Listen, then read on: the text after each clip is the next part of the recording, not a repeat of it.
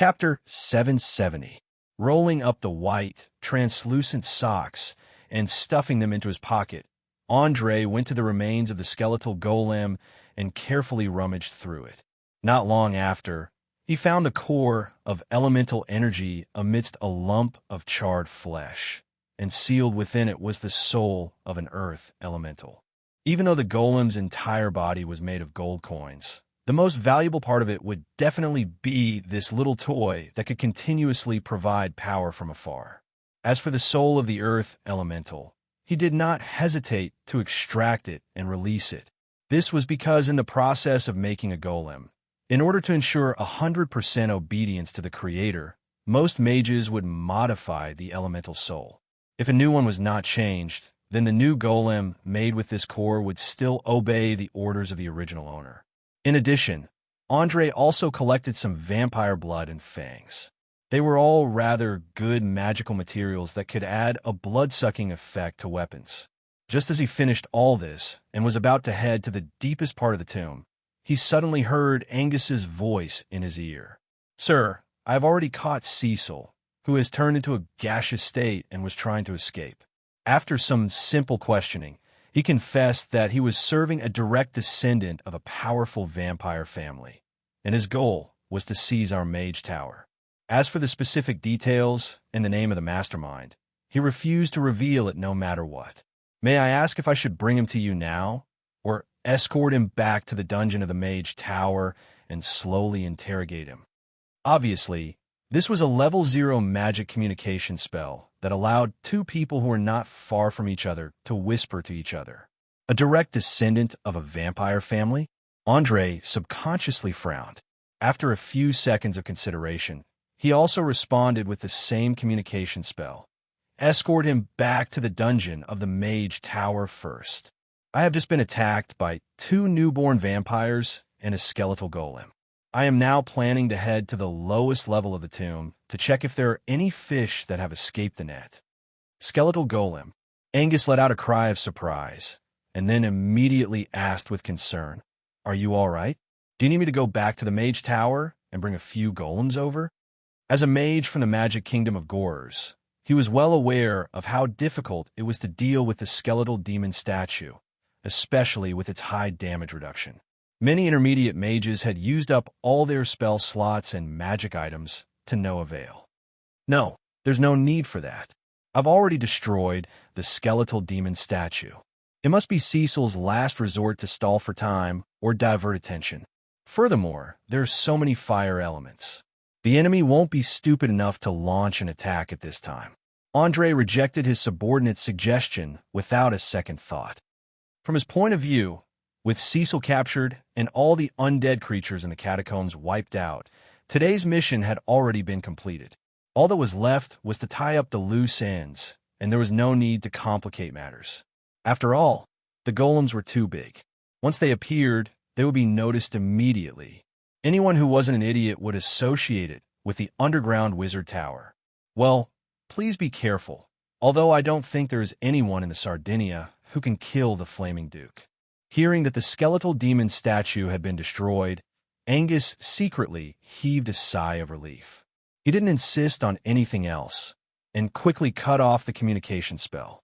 Andre directly put the flesh puppet into the bracelet, and quickly moved down the path that the fire elements had taken. It didn't take long for him to arrive in front of a door made of bronze. Thousands of fire elements gathered densely at the door. For some reason, they hesitated and refused to move forward, as if they were afraid. "What's going on? Why do they stop?" Andre carefully avoided his robe from coming into contact with the surrounding flames, while quickly passing through the crowd of fire elements and coming to the front. The flame general, who called himself Tavi, pointed at the inscription on the door and explained, "Look, there's an evil spell on it. We can't pass through." Following the direction that his arm was pointing at, Andre immediately saw a row of cuneiform words that he had never seen before. Without any hesitation, he quickly cast a reading spell and quickly understood the meaning of the words. "I've been abandoned by life. Joy, joy, and love have all left me along with the scorching blood. I have been rejected by death. Sorrow, jealousy, and pain have all come to me along with the cold darkness. I have wandered between life and death, tormented by the curse of heaven's wrath. I desire to taste the blood and soul of living creatures again. I walk among the living and the dead, fiddling with light at any time, day and night, seeking the release of endless killing or the relief of eternal sleep. I am the immortal. Behind the door is our kingdom. If the living want to pass through, they must first kill themselves, or their souls will be tortured forever. As the last line of words was deciphered, Andre instantly realized that this bronze door was the portal mentioned in the Book of Necromancy. As the name suggested, the portal was the gate between worlds. Outside the door was the material world, and inside the door was the underworld or the plane of negative energy. If it was the plane of negative energy, it would be easier to deal with it with spells to defend against negative energy. However, if it was the underworld, then the moment one stepped through the door, they would be stripped of their right to live. Their body and soul would be forcefully torn apart, and they would become half-alive monsters. According to the rules set by the god of death, living creatures were not allowed to enter the world of the dead, unless they were strong enough to go against the rules set by the god himself. It was simply wishful thinking to want to be safe. Many powerful undead who had the ability to cast spells and did not want to be disturbed by the living would choose to build such a door near their nest to avoid being disturbed by greedy adventurers. Feeling the rich negative energy coming from the door, Andre frowned and pondered for a few minutes. Once again, he released the flesh puppet and ordered in a low voice, "Go. Find out what's behind the door." "Yes, master." The demon-like puppet nodded, turned around, pushed open the door, and rushed in. It was a pure creation of magic, so it did not belong to the living, nor did it belong to the dead. In the blink of an eye, it disappeared into the pitch-black darkness. Due to the obstruction of the portal, all detection spells were ineffective. Andre could only stand where he was and wait for the news. In fact, after the magic I made by Angus passed through this bronze door, he quickly lost contact with it, so he did not waste precious spell slots on useless work. Time passed by minute. About 10 minutes later, there was a sudden slight vibration from the stairs leading to the lower level. Following that, the huge figure of the flesh puppet slowly emerged, carrying a jar in one claw and a sack on its shoulder. It seemed to have brought back everything it thought was valuable. Chapter 771. Report. We found a strange jar. 71 items of various types have all been brought back. Other than that, we also found an underground river in the crevice below. From the faint smell of blood in the air, it should lead to the ocean. Throwing the items in its hands on the ground, the flesh puppet began to report everything it saw. However, due to the low intelligence of the elemental spirit, there was not much useful information. After listening, Andre rubbed his chin thoughtfully and muttered to himself, "An underground river that leads to the ocean? Interesting. If there is such a way to escape, why would Cecil take the risk of being caught?" As everyone knows, those who can become mages may be cruel, selfish, extreme, and crazy, but they're definitely not idiots. He could not understand at all. Why would a spellcaster with superior intelligence give up a safer route? It was completely illogical. As the saying goes, the more a smart person thinks about a problem, the more complicated it becomes.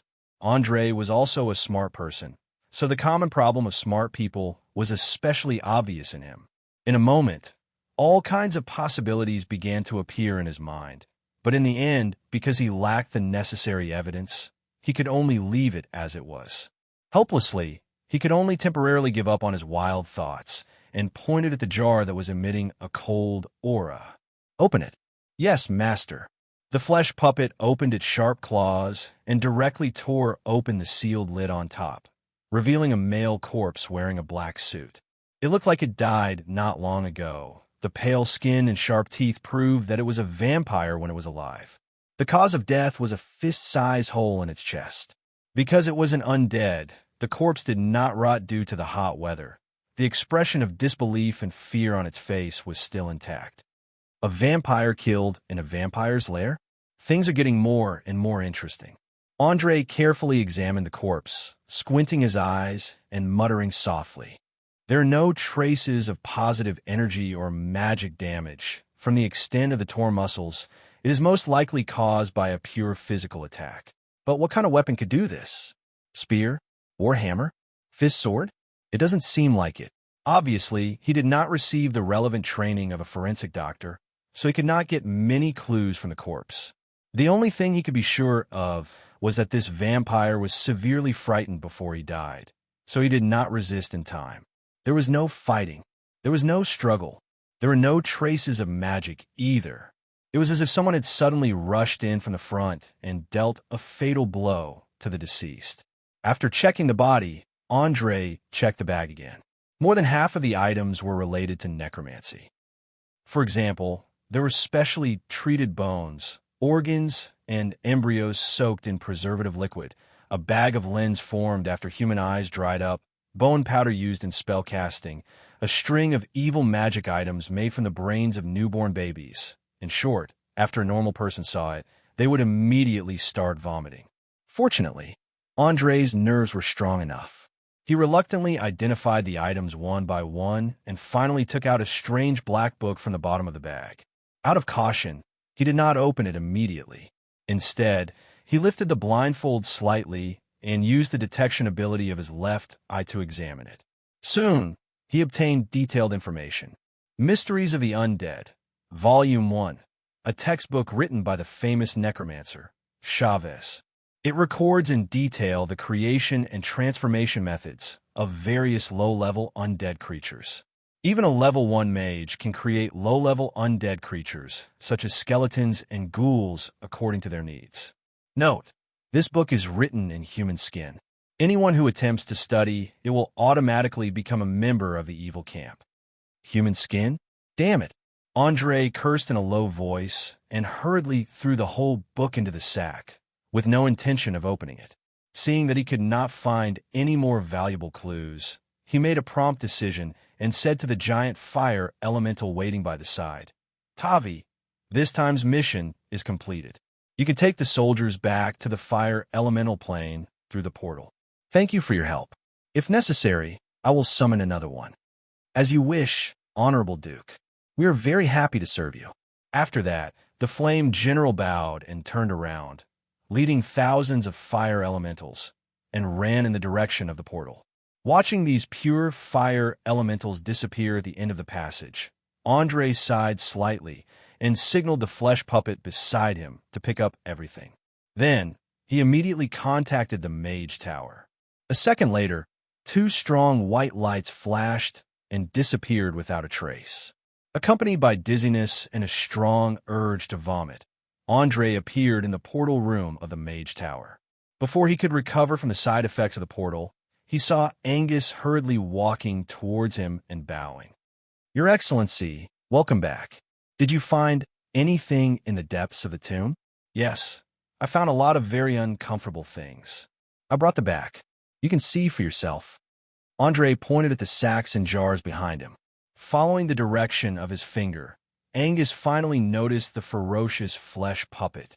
His pupils instantly shrank, and he exclaimed loudly, "Arcane above, a Glabrizu." He could not believe that he could see such a terrifying high-level demon in the material world. His whole body could not help but tremble. Glabrizu had a challenge rating of 13 in the Book of Monsters. Not only were they proficient in close combat, but they also had a large number of spells. They were completely nightmarish enemies. No mage would be willing to fight a Glabriza head-on. At least, they would not have such thoughts before mastering arcane spells of level 7 or above. Seeing the bald mage's nervous eyes, Andre smiled and shook his head, explaining, "No, don't be deceived by its appearance. This is only a construct with the appearance of a Glabrizu. Now, tell me, where is Cecil locked up? I have a lot of questions for him to answer." Hearing that the demon in front of him was not real, Angus immediately let out a sigh of relief. He wiped the sweat on his face and answered with a bitter smile. "Cecil is locked up in the innermost anti-magic prison on the 2nd basement floor. I have confiscated his belongings. If you need to, You could go to the warehouse area to check at any time. Also, I have to remind you that it is best not to let too many people see this flesh puppet. Otherwise, it will cause unnecessary trouble. Chapter 772. Dark, gloomy, damp. The air was filled with a pungent stench. This was the lowest level of the Mage Tower, the prison area. Every single cell's walls and doors were engraved with complex magical patterns. Any form of arcane magic, divine arts, innate ability, or mental ability would be ineffective here, unless one could rely on pure physical strength to smash through a meter of granite or break open a half-foot thick steel plate. Escaping from this place would be a pipe dream. Of course, the prisoners locked up in this kind of prison weren't ordinary. There were cruel and cunning monsters, as well as strange people with special abilities. In short, anyone who couldn't be locked up in Valence City's ordinary prisons would be sent here. Some of them would become the mage's research subjects, while others would be locked up until death. In any case, there was no hope of leaving this place alive.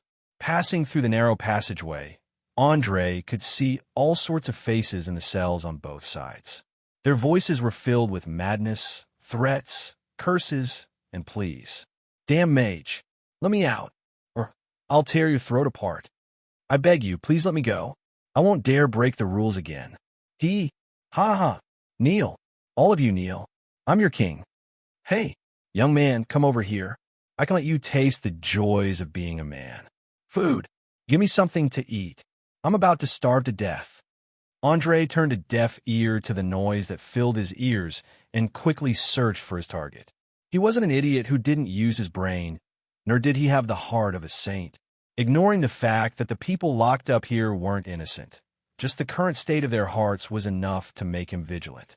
Only the heavens knew what kind of chaos this group of lunatics would cause if they were released. Very quickly, Andre saw Cecil sitting alone in the corner of the innermost cell. For some reason, Cecil seemed to be extremely nervous. His two red eyes stared at the tips of his feet. No matter how noisy the shouting outside was, he didn't have the slightest bit of interest. "Don't you want to say something to me?" Andre stood outside the door and asked through the palm-sized window. Cecil expressionlessly raised his head and glanced at him. He immediately shook his head. "No, we have nothing to talk about. I won't confide in anyone but Gerald Jenkinson. If you want useful information, let him come in person." Gerald Jenkinson. Upon hearing this name, Andre couldn't help but smile and immediately explained, "I'm sorry, we can't fulfill your request because you'll never see Gerald Jenkinson alive. He's dead. He died at my hands. Now, I'm in charge of this mage tower. Do you want to talk to me?" "What? Gerald Jenkinson is dead? This is impossible." Cecil abruptly stood up from the ground, his face filled with shock. In his impression, Gerald Jenkinson was a perfect mage. He was smart, wise, prudent, self-disciplined, and decisive. Apart from a bit of enjoyment, he had no other flaws. Wanting to kill a 12th level defense mage like him wasn't any easier than stealing the treasure of a giant dragon. After all, a giant dragon would sometimes take a nap. However, Gerald Jenkinson almost never made a mistake. Looking at Cecil's doubtful eyes, Andre calmly explained, "Nothing in this world is impossible. If you think something is impossible, it can only mean two things. First, you're too weak, so weak that you can't even think of resisting. Second, you haven't found the key point. Although Gerald Jenkinson was indeed a formidable spellcaster, it doesn't mean that he was invincible. In order to kill him, I made a series of preparations. The whole process was very thrilling, and I almost failed. Fortunately, fate stood on my side in the end. Therefore, he died, and I became the new master of the Mage Tower. I swear in the name of Arcane, there is nothing false about what I said." What could be more profound than describing a soul-stirring assassination in an extremely calm tone? Not to mention, he even added a very important guarantee at the end. Looking at Cecil's expression, it was obvious that his heart wasn't calm. If it wasn't for the fact that vampires didn't have strong emotional fluctuations, he might have immediately shouted out in excitement. He was very clear that in order to seize control of the Mage Tower, his master had set up many hidden pawns. However, in the end, He didn't dare to take any risky actions because he was afraid of being discovered by Gerald Jenkinson. After all, not everyone had the courage to face a 12th level defense mage. Moreover, this mage was in control of a mage tower. Now, all the preparations he had made were in vain. With the death of Gerald Jenkinson, Cecil had realized that this young man's way of thinking was completely different from the former. His master's plan was probably going to fail miserably. After thinking this through, he took a deep breath and walked to the front of the door. He bowed deeply. Please allow me to retract my previous suspicions and apologize to you. Let me introduce myself again. My name is Cecil, a mage specializing in necromancy. At the same time, I'm also a derivative under the control of a vampire noble. I accept your apology. Also, my name is Andre Blanchflower, the 20th Flaming Duke. Saying this, Andre extended a finger and ignited the blue flames of fury. This is... Oh, my God. The chosen of the Lord of Raging Flames has once again appeared in the material world. No wonder you could kill Gerald Jenkinson. Cecil clearly recognized the origin of the blue flames and became a bit incoherent for a moment. He simply couldn't believe that the Flaming Duke, who had disappeared for hundreds of years, would actually appear in such a remote place like the Sardinia Islands. Andre extinguished the flames in his hand and waved his hand with a smile. No, when I assassinated Gerald, I didn't use the power of flames. I relied on my wisdom. You have to understand that for a mage, whether it is relying on some kind of formidable power or being overly superstitious about arcane magic, it is not advisable. We are wise, and we have to learn how to solve problems with wisdom. Only barbarians and beastmen can think about violence. All right, enough of the nonsense. Now tell me everything you know. I want to know more about your master, especially about his origins. Chapter 773. In response to Andre's direct question, Cecil chose to remain silent. Separated by a door, the two of them stared at each other. After a full minute, they both revealed a smile. Without a doubt, they were both smart people. They understood what the other wanted and what they could offer. But before that, they had to test each other's bottom line and try their best to obtain the best conditions for themselves. Cecil, who knew that he was at a disadvantage, hesitated for a moment before saying, "Promise. I need a promise. Promise me that after I tell you these secrets, you will not use any means to get rid of me." I have to say that you are very smart and very sharp. You are actually able to sense that I want to kill you. Don't you want to ask why? When Andre said this, even though he had a smile on his face, his eyes were filled with a sharp, cold light. As a person who kept to his bottom line, he would never forget the crazy human experiments, let alone the children who were turned into monsters by the drugs. In fact, from the beginning, he had no intention of letting Cecil go. No matter how much useful information the other party provided, no matter how valuable his performance was, he would not be able to escape the fate of death. The thick killing intent caused the surrounding temperature to drop. Cecil did not doubt that if he could not convince this young man, then death would immediately befall him. Perhaps this was not the first time he faced the threat of death, but it was definitely the most dangerous one. In the underground prison of the Mage Tower, he did not have the ability to resist. With just a few wooden stakes and a small bottle of holy water, his seemingly tenacious vampire physique would immediately turn into a pile of gray powder. No living being would not fear death. Even vampires, who were undead creatures, were no exception. Fortunately, Cecil was someone who had seen many big scenes. He quickly calmed his emotions and took a deep breath before asking, "Why? Why do you want to get rid of me? Could it be that I have accidentally offended you in the past?" "No, you have not offended me. It's just that there are some things that make me feel very disgusted. Do you know? Your so-called enhancement drug has brought a terrible disaster to the children of this city. Under the effects of the drug, they have completely lost their rationality and humanity, turning into beasts that only know how to eat the corpses of their own kind. In the past few decades, at least thousands of children have died directly or indirectly at your hands. Don't such sins need to be repaid with one's life?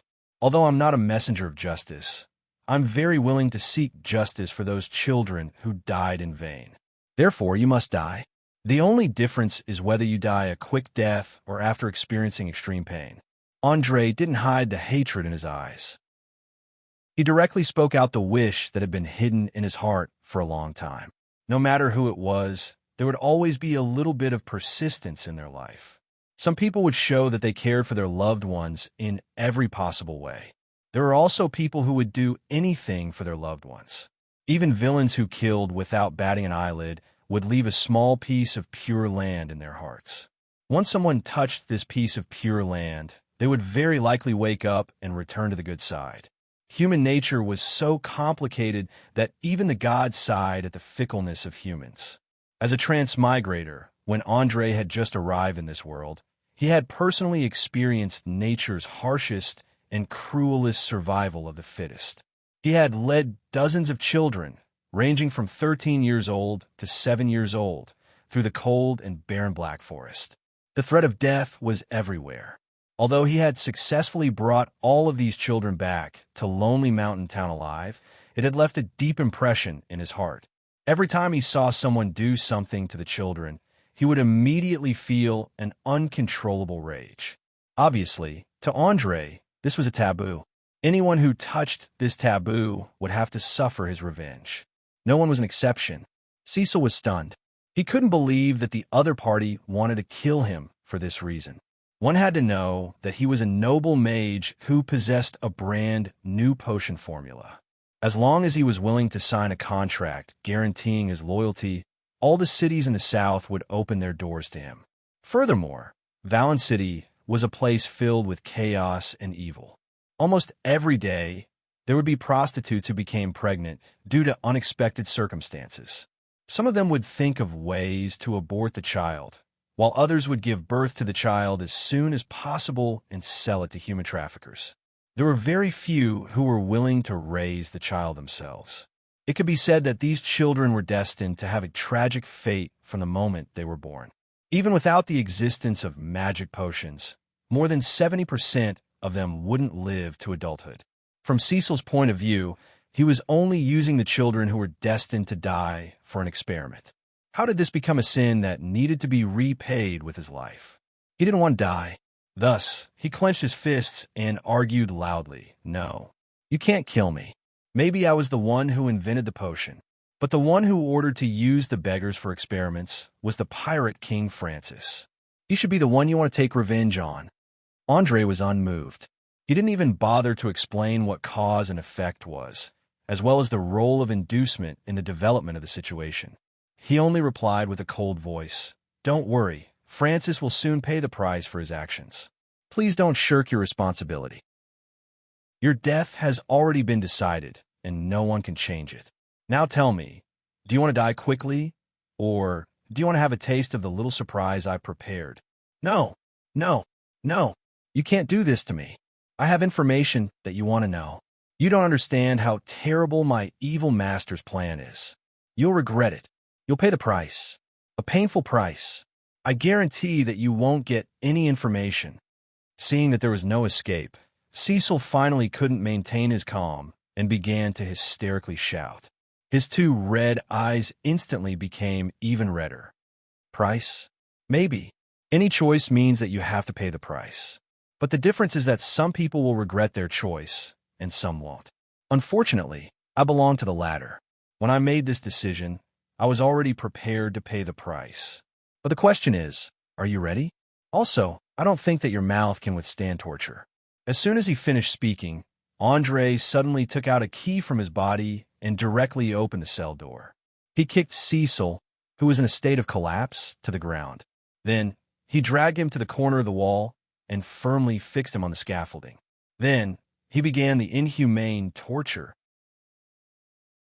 Chapter 774. Everyone knew that vampires had strong self-recovery abilities, so they didn't have to be as careful as normal people when torturing them. Even if they were cut in half at the waist, it wouldn't be a problem. After all, they just needed to replenish some fresh blood, and they would be able to jump around again. In order to magnify the fear and pain in Cecil's heart, Andre had people send a few mirrors to surround him. At the same time, he ordered them to pour crushed garlic into Cecil's mouth every 10 minutes. Although these things were nothing to humans, they were quite unbearable for vampires. The mirror was able to keep them in a tense and sensitive state, while the smashed garlic was equivalent to feeding feces. After a few rounds, Cecil was unable to hold on any longer. Furthermore, there was an odd job worker beside him who was constantly stabbing him with a red-hot, snake-shaped dagger. Cecil's expression was extremely distorted as he endured the intense pain and shouted, "Stop! Stop! I'll talk. I'm willing to tell you everything I know." Unfortunately, Andre didn't believe that he could obtain true information. He only laughed in disdain and ridiculed. "Oh, so fast. It's only been half an hour since the beginning. Is your perseverance only at this level? You even said that you wanted to use fake information to fool me? Sorry, I don't want to ask anything at this moment. I only want to hear your screams and wails." After saying that, he waved his hand at the servant who was still in a daze. "Don't stop. Continue." "It's my pleasure, respected Tower Master." The servant who was usually in charge of delivering food to the prisoners sneered and bowed. He picked up a red-hot iron and pressed it between Cecil's legs. The unbearable injury caused him to struggle and tremble violently. Snot and tears flowed out uncontrollably. If it wasn't for the fact that the vampire's excretory system had been abandoned, it was likely that he would have pissed in his pants. After all, as one of the biggest weaknesses of a man, the area between the legs could be considered the densest neurons. Its sensitivity was no less than the eyes. If a normal person was hit by this, they would immediately faint even if they didn't die. However, Cecil possessed the vampire's powerful regenerative ability. Not only did he not fall into a happy coma, his burnt lower body was rapidly recovering. This meant that as long as he didn't die, he would have to experience the torture of having his lower body cooked. Sometimes, having a strong recovery ability was not a good thing. Instead, it was the beginning of endless pain. Cry, scream, using your lowly performance to please the great Tower Master. Ha! The handyman, who looked to be in his early 50s, laughed like a crow with a hoarse voice. It was obvious that he enjoyed torturing others. Perhaps it was because the subject of the torture was a mage who used to work in the tower, so he was particularly excited today. He kept showing off his interrogation skills, especially since he did not have to worry about killing the prisoner. He almost dared to use any kind of trick he could think of. Just like the saying goes, if you don't explode in silence, you will become abnormal in silence. Andre felt that there was definitely something wrong with the old man's mind. But considering that he had to deal with a group of mentally ill prisoners all day long, it was already good enough that he was not completely crazy. The cruel torture continued. In order to let Cecil scream even louder and more painfully, the old odd job worker even cut open his palm and fed him a few mouthfuls of blood to prevent his reaction from being sluggish due to physical exhaustion. Very quickly, another hour had passed. Under the double blow of pain and despair, Cecil's pupils began to dilate. His consciousness gradually became blurry, and even his screams were weak, as if he had lost his soul. After noticing this, Andre immediately stopped him. "Enough! Stop! As you wish, honorable Tower Master." The old odd job worker licked his dry lips and bowed slightly with one hand. He retreated to the side to rest silently. Andre didn't pay any attention to Cecil's reluctant gaze. He went straight to Cecil and asked in a deep voice, "Tell me, who is your master? What plans do you have?" My master is called Gillis Siamny. He is the 13th successor of the Siamny family, the youngest son of Duke Calvin. He is a rank 5 warrior and rank 10 mage. He has a cold and ruthless personality and will do anything to achieve his goals. He formed an alliance with Casimir Kiz not long ago and plans to summon the projection of a great devil. It was unknown if Cecil was really subconsciously answering the question or if he could not bear the torture and simply pretended to be absent-minded. In any case, he had given some clues. Of course, the always cautious Andre was still suspicious of this. After thinking for a few seconds, he quickly asked, "Formed an alliance? When? Where do they plan to hold the sacrificial ceremony?" 2 days ago. I don't know the exact location. Cecil's voice became softer and softer, until it was completely silent, as if he had fallen unconscious. Looking at his pale face, Andre furrowed his brows and muttered to himself. The vampires have actually formed an alliance with the devil. Looks like the situation is getting more and more interesting. I never thought that the small Sardinia Islands would have so many hidden powers. I have to think of a way to speed up the process. Otherwise, when they summon the projection of the great devil, there will be a lot of fun. He was very clear that the situation had developed to this stage. It was no longer a small skirmish, but a real war. A war of life and death. It was like a wild horse out of control, not under the control of any person or organization. The participants had to do their best to obtain the final victory, and the loser would lose everything. Andre never liked failure, so he had to think of a way to return the advantage to his side. Thinking of this, he immediately said to the old man who was resting at the side, "I'll leave this person to you. Remember, keep torturing him. Every hour, ask the question I just asked again and see if the answers are different. If you find that the answers are different, inform me immediately. Please rest assured, no matter what secrets he has in his head, I'll dig them out bit by bit." When he said this, the eyes of the errand boy flickered with a chilling light. "Very good, I believe in you." Andre nodded lightly, turning to leave the cell and walking towards the central control room on the top floor. Just as he took a few steps forward, he suddenly heard Cecil's heart-wrenching screams coming from behind him. It was as if he was suffering from unimaginable pain, and there was even a trace of trembling in his screams. Chapter 776. It sounds very interesting, but at the same time, it's also very puzzling, especially the example just now. It's completely pieced together by countless coincidences. I don't think such a situation will happen again and again. Also, does this theory have anything to do with the evolution of life? Susk asked, shaking his octopus-like head. It had to be said that the Mind Flayers were indeed one of the smartest races in the material world. In just a few minutes, they had understood most of the complex and abstract theory and could even ask targeted questions. However, their focus did not seem to be on the chaotic collision theory itself, but the part related to the evolution of life. Andre smiled and shook his head. "No, my friend, you don't understand the meaning of this theory itself. It fundamentally overturned the relationship between cause and effect. Many people believed that everything had a cause, and then there would be an effect. The relationship between the two was like a straight line. As long as the cause was found, then the only result could be inferred from this cause. But now, through the chaotic collision theory, we know that a simple cause can lead to a complex effect. This effect is not similar to the cause at all. There is no law to speak of, and there is no way to infer the effect. As for the evolution of life that you are concerned about, it is the product of this effect.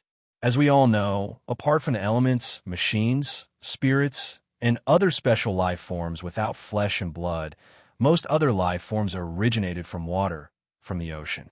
In other words, whether it's humans, elves, dwarves, halflings, pygmies, mind flayers, or demons from the abyss, they all evolved slowly from single-celled organisms. Although they were very different from each other, and some were even interfered with by gods or powerful creatures, in essence, they still did not break away from the essence of carbon-based life. And the most important thing in the evolution of carbon-based life is genetic mutation. Of course, you might not know what genes are, but you can temporarily understand it as a factor that exists in every living organism. It determines personality, height, weight, intelligence, appearance, susceptibility to illness, and so on. And these things are passed down to the next generation through reproduction.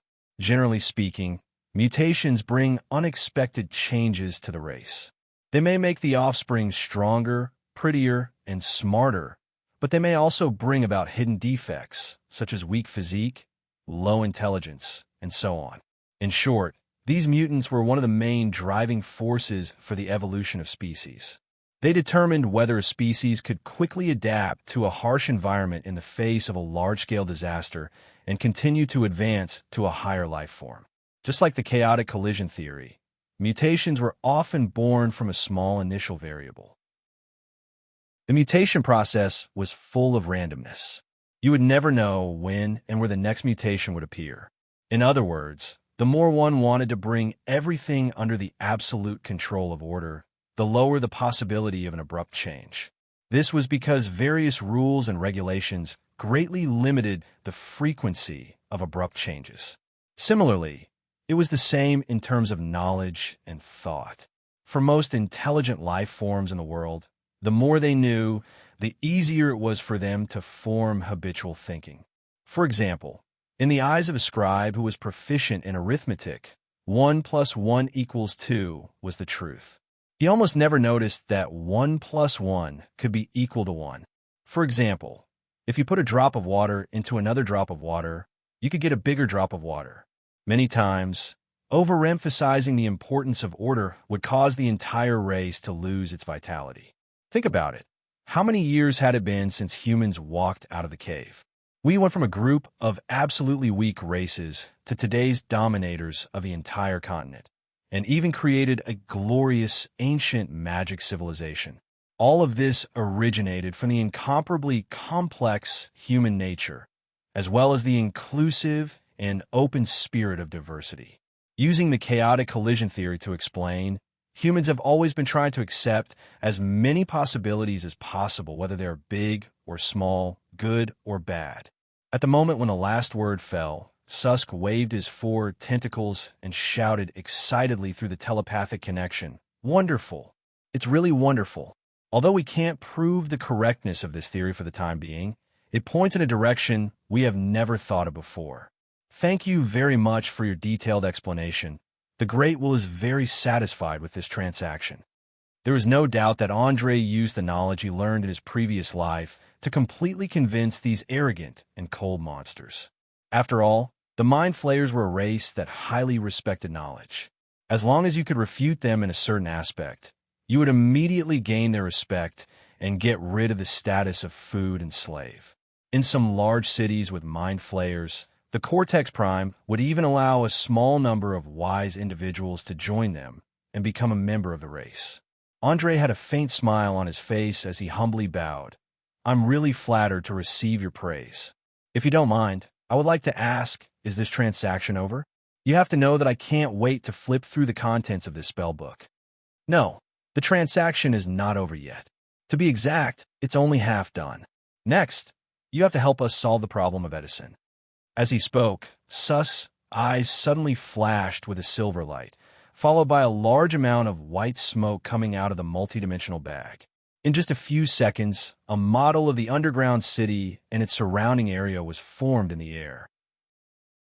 It waved its tentacles and gently tapped the center of the city. The originally lifeless model of the city instantly came to life. Hundreds of slaves under the control of the Mind Flayers began to work according to a certain pattern. Some of them were responsible for planting moss in the caves, while others were responsible for rearing a medium-sized animal with thick fur. They looked a bit like yaks and were very docile. However, compared to the number of slaves, the number of these herbivores was pitifully small. As long as one was not blind, they could tell that the food supply was very tight. Most of the slaves were as thin as sticks, and there were no old people at all. It was clear that this was an underground city that was heading towards extinction due to the famine. Looking at the scene shown by the model, Andre's mouth curved into an imperceptible smile. He then asked, "This is your city?" Susk nodded without hesitation. "Yes, this is Edison. As you can see, it is currently plagued by famine. We hope that you can find a solution." Chapter 777. Famine? No, my dear friend, this is not just a famine. There's a serious problem with the structure of the food chain, and it is also a precursor to the collapse of the entire ecosystem. If I'm not wrong, whether it's your own numbers or the number of slaves, they've been decreasing. Especially that cattle-like livestock, I'm afraid that if you can't think of a solution, they'll be eaten up, right? Andre was not an idiot. He could see the crux of the problem at a glance. The reason was simple. The herbivores at the bottom of the food chain could not satisfy the needs of the carnivores at the top of the food chain. In this underground city, the cattle undoubtedly played an important role. They were like cattle and sheep on the grassland, providing meat, milk, and leather for the herders. The slaves were in the middle of the food chain. They were responsible for survival, reproduction, and producing all kinds of necessities and nutritious brains for the mind flayers.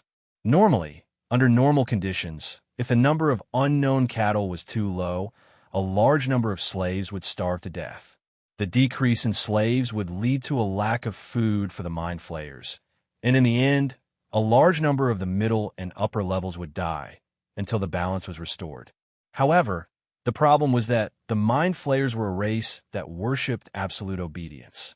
They also had the ability to control the brains of intelligent creatures. Under the absolute control of the mastermind, Edison maintained a state of half-collapse for a few milliseconds.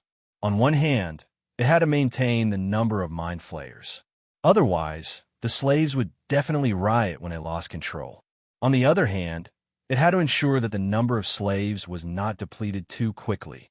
Otherwise, the city of mind flayers without slaves would become a dead city in no time. There was no doubt that these two goals were contradictory, especially under the condition that there was no supply from the outside world. Negative growth was inevitable. Andre could not imagine how the mastermind had managed to maintain this state of continuous decline for 3,500 years. It was not even close to being a miracle. It was practically a miracle. As a mind flayer born in the most difficult environment, Susk knew the situation of the city like the back of his hand. After hesitating for a few seconds, he immediately replied in a pained tone, "That is right. The number of loath beasts is less than 1,200, but the number of slaves is more than 700.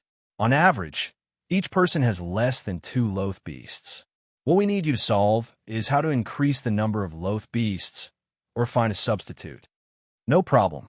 I am happy to help you solve this problem. But before that, I need to know what the reward is. After all, this is a huge project that requires a lot of energy. I have to make sure that my efforts are worth it, right?"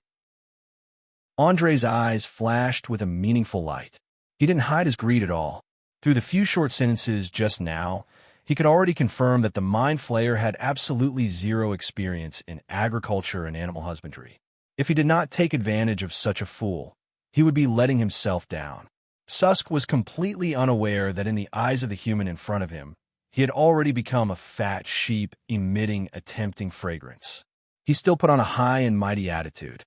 "Human, you need to know who you're dealing with. We have countless knowledge and wealth that you can only dream of. As long as you can solve this problem, you can get everything you want." Andre waved his hand with a smile. "No, my dear friend, that's not how transactions work. I won't accept empty promises, so be specific." "Be more specific?" "Sure. Is 1 mage tower enough?" Susk generously tossed out a huge piece of cake. "A mage tower? Are you sure?" Andre stood up from his chair in astonishment, an expression of disbelief on his face. "Of course, a complete mage tower, including a complete library, laboratory equipment, mountains of precious materials, and extremely rare creatures on the surface. In short, it's 100 times better than your beginner mage tower." After saying that, Susk glanced at the tower under Valen City with a gaze full of disdain. In his eyes, this place was too simple and crude. It didn't have a complete defense system, nor did it summon enough monsters to guard it. This meant that the strength of human society was too low. If it were the underground world, it would have been conquered in less than a day. Andre wasn't stunned by the other party's extravagant behavior. He quickly restrained the excitement in his heart and carefully probed. "Where did the mage tower come from? You didn't really rob a great mage, did you?" "A mage?" Susk's eyes revealed a trace of pride. "No, we once robbed a dark elf city. Thousands of years ago, Edison was the strongest city of the mind flayers in the western underground world. We controlled an army of slaves to wage war against the outside world, conquering countless races. The dark elves were only one of them." "I see." Andre nodded thoughtfully and followed up with another question. "Then how do we trade?" The semi-plane connected to the multi-dimensional bag is only 10 cubic meters.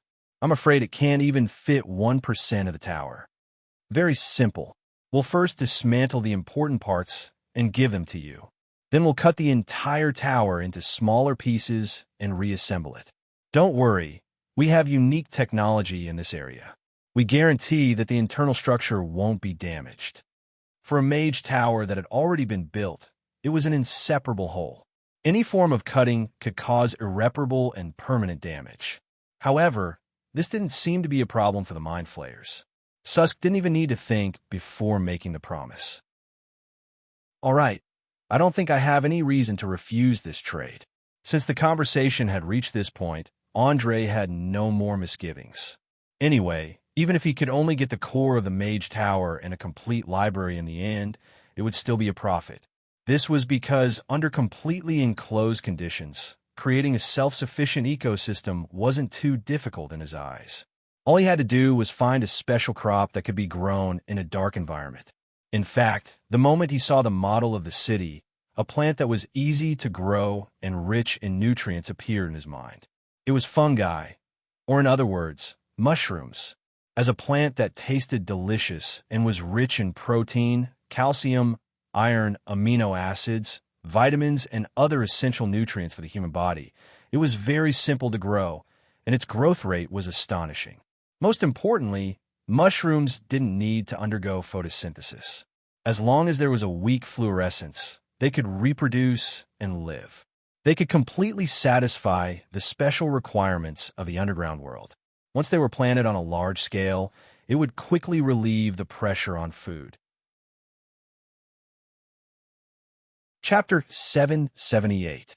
Just as Andre reached a deal with the Mind Flayer, a thrilling assassination was about to take place in the maze-like sewers of the lower city district.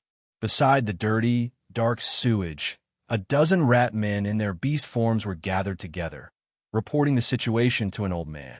They all looked very excited, and it was obvious that the progress was going smoothly. The old man was none other than the leader of all the rat men, Old Bernie.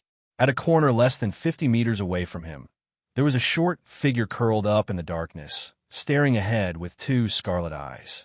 Her pale face was filled with pain. She gripped the weapon at her waist tightly for a moment, then bit her lower lip hard in the next, as if she was experiencing some kind of painful struggle in her heart. It was obvious that this figure was Borsha, who had been turned into a vampire derivative. As an excellent thief, she had been silently following behind Old Bernie for 3 whole days.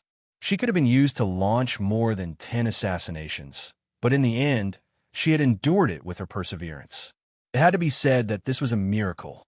According to the records in the books, any derivative controlled by a vampire could not go against their master's orders. However, this short halfling had forcefully delayed for more than 60 hours after the order was given. But now, she had finally reached her limit. No matter how much she hurt her body and increased the pain, she could not suppress the strong, killing intent in her blood. Gradually, Borsha's eyes began to turn cold and vicious. She subconsciously drew her weapon with both hands and approached with light and silent steps. In a short while, she entered the attack range. With her many years of experience, she did not attract anyone's attention. Even the rat men, with their keen hearing, could not detect her perfect stealth technique. However, the always vigilant Old Bernie seemed to have noticed something. He stared with his sharp eyes and looked around, trying to find something suspicious. But just as he was about to open his mouth to warn the other rat men, a chilling, murderous aura suddenly exploded in the air. Damn it, there's an enemy. Protect the leader. One of the guys with faster reflexes shouted and subconsciously tried to pull out the long sword hanging on his belt. But before his hand could touch the hilt, he immediately felt a sharp pain coming from his chest. He looked down and found that he had been stabbed in the heart. Blood flowed out of the wound and soaked his gray fur in the blink of an eye. In fact, it wasn't just him. The other rat folk who wanted to draw their weapons were also attacked.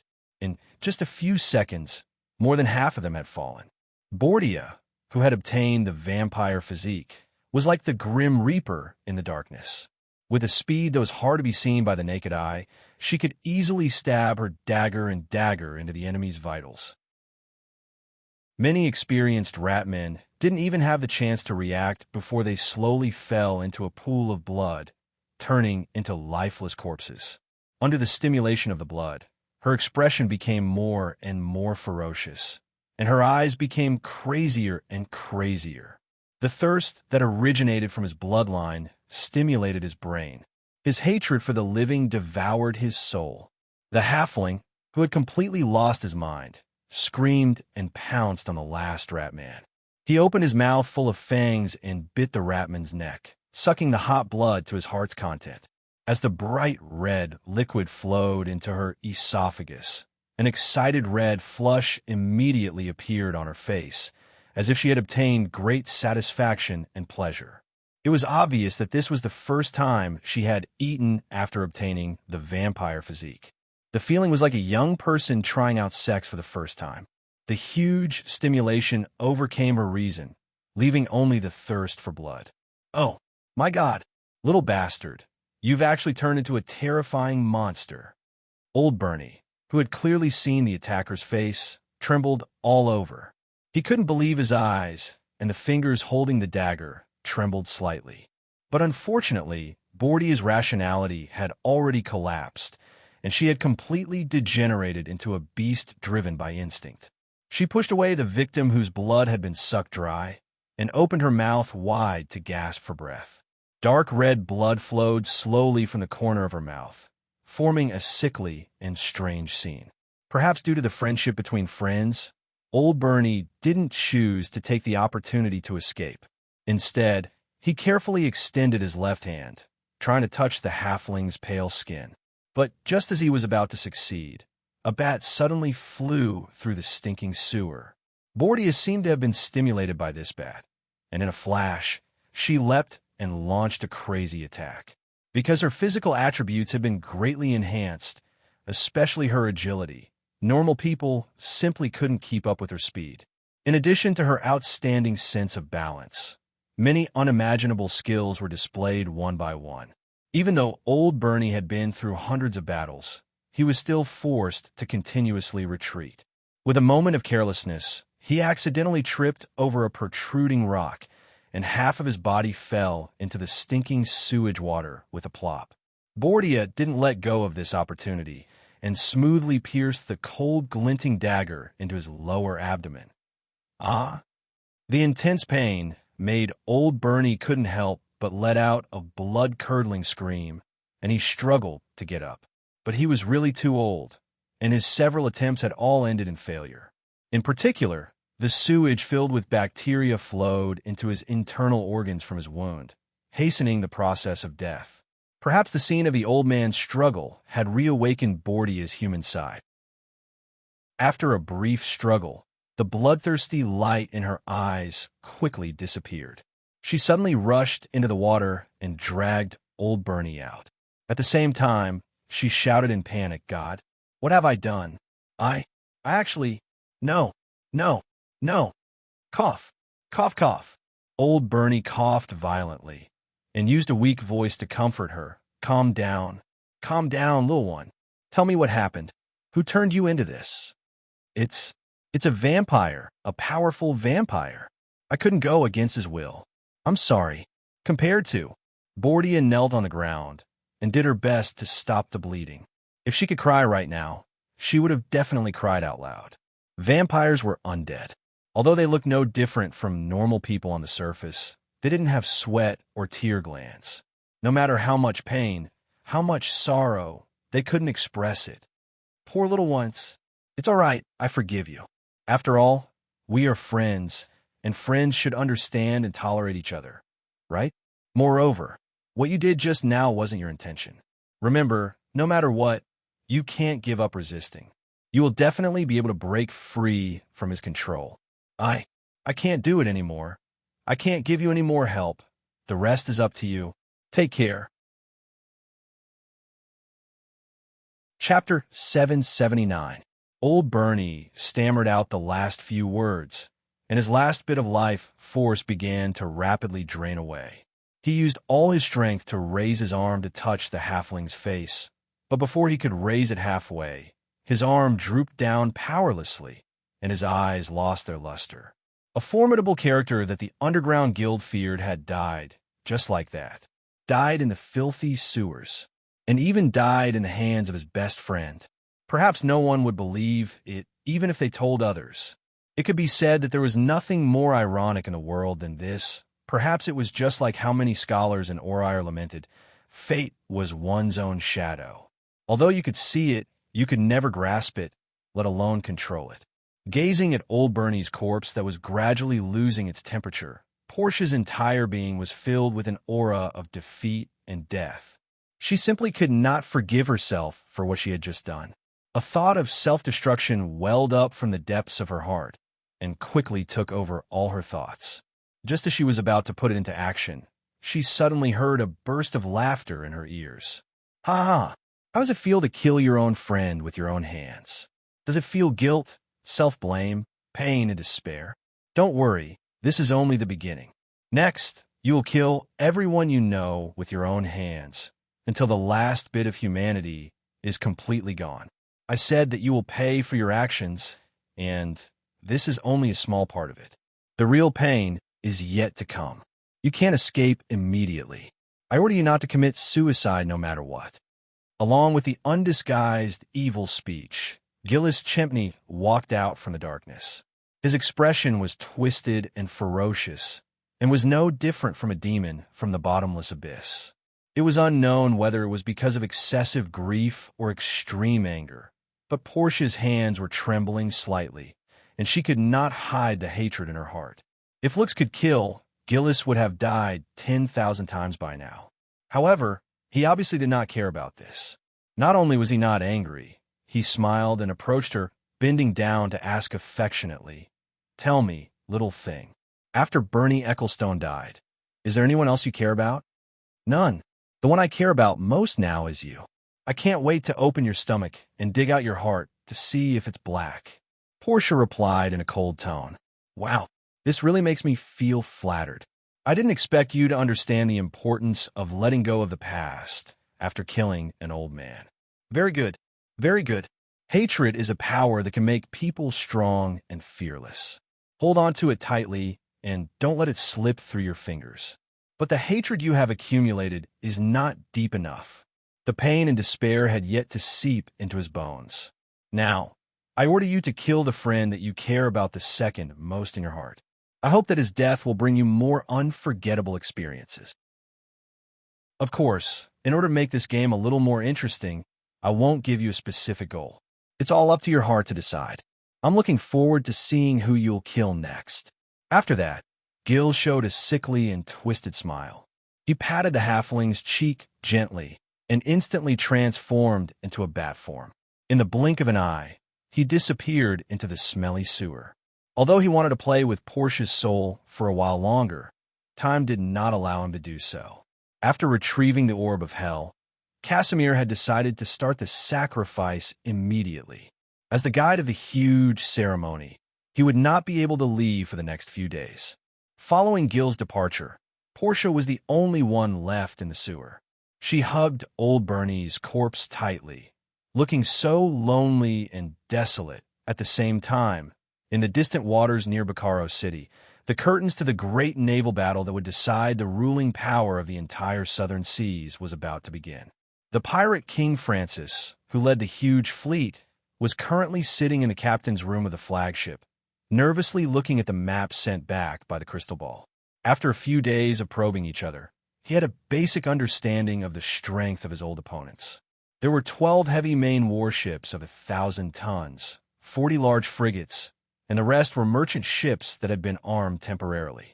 Altogether, there were more than 500 ships, which could be said to be extremely tyrannical.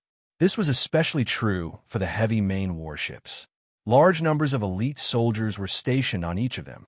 In this era where naval battles relied on boarding, it was simply impossible to take them down first. Although the number of pirate fleets was not small, there were not many ships that could contend against them. Fortunately, the Linton City Navy did not know that they were being attacked from both sides.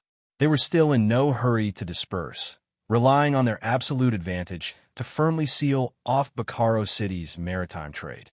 If not for the fact that they were afraid of being hit by the catapults and ballistic cannons on both sides of the harbor, they would definitely not mind charging in and plundering the remaining ships. Then they would burn down the shipyard and get rid of this troublesome enemy once and for all. After a full 10 minutes, Francis deliberately coughed, causing the elite captains to shift their attention to him. He then said, "Everyone, I think you are very clear about the strength of the enemy, and even more so about their tenacity in naval battles.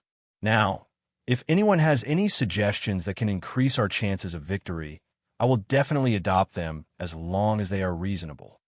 As soon as he finished speaking, the hundreds of captains in the captain's room began to whisper their opinions, and for a moment, the buzzing sound was incessant.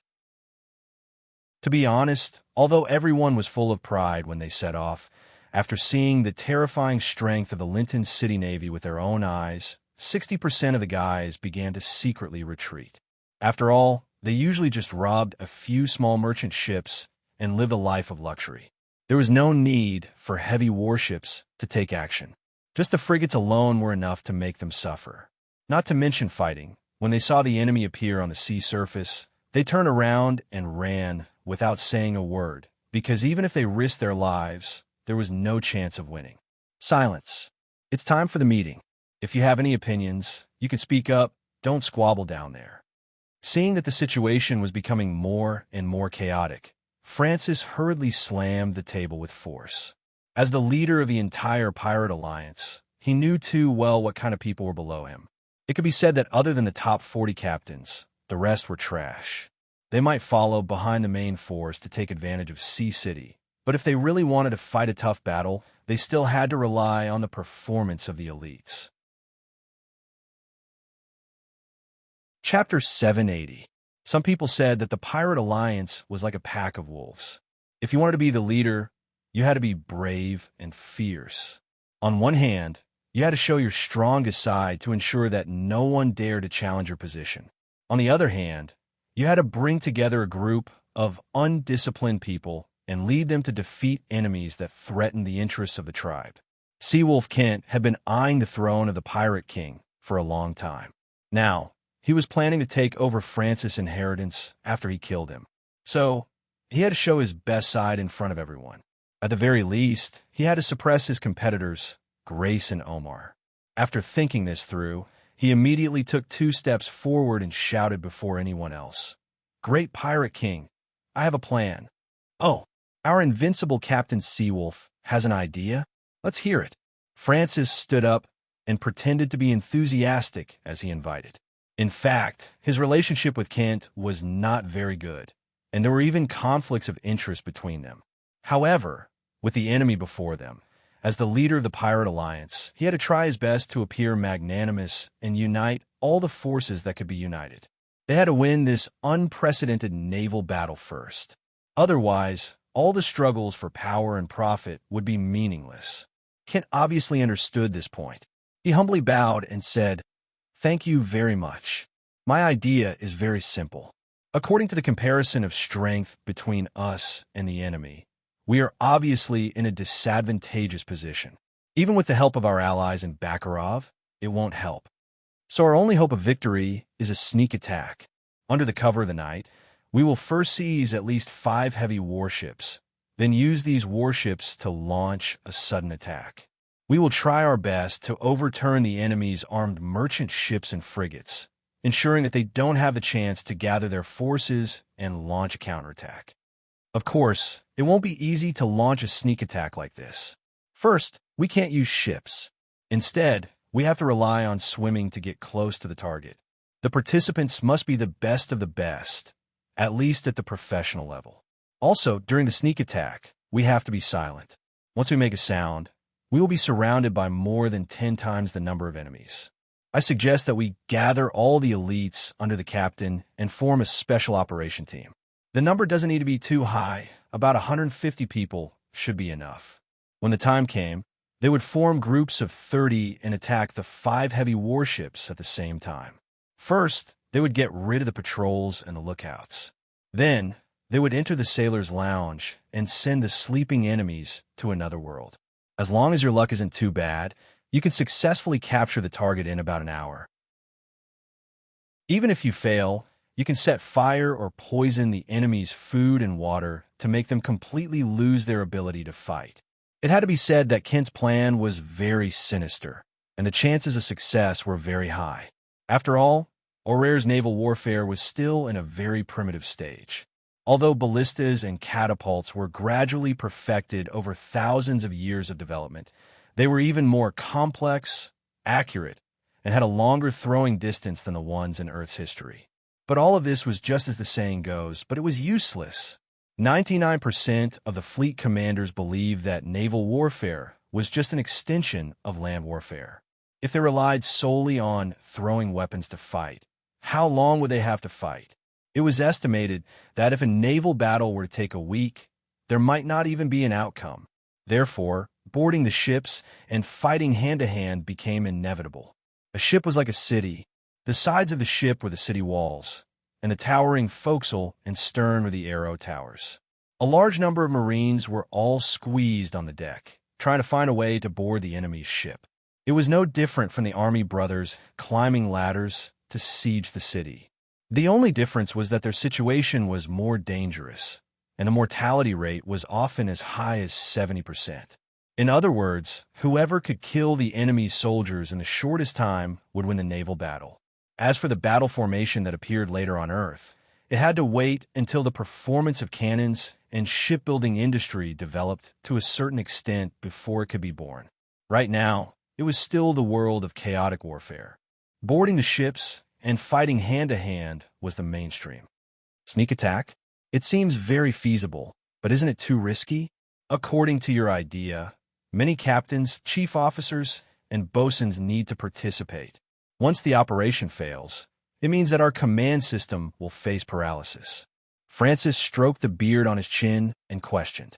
As the saying goes, the older one gets, the less courage they have.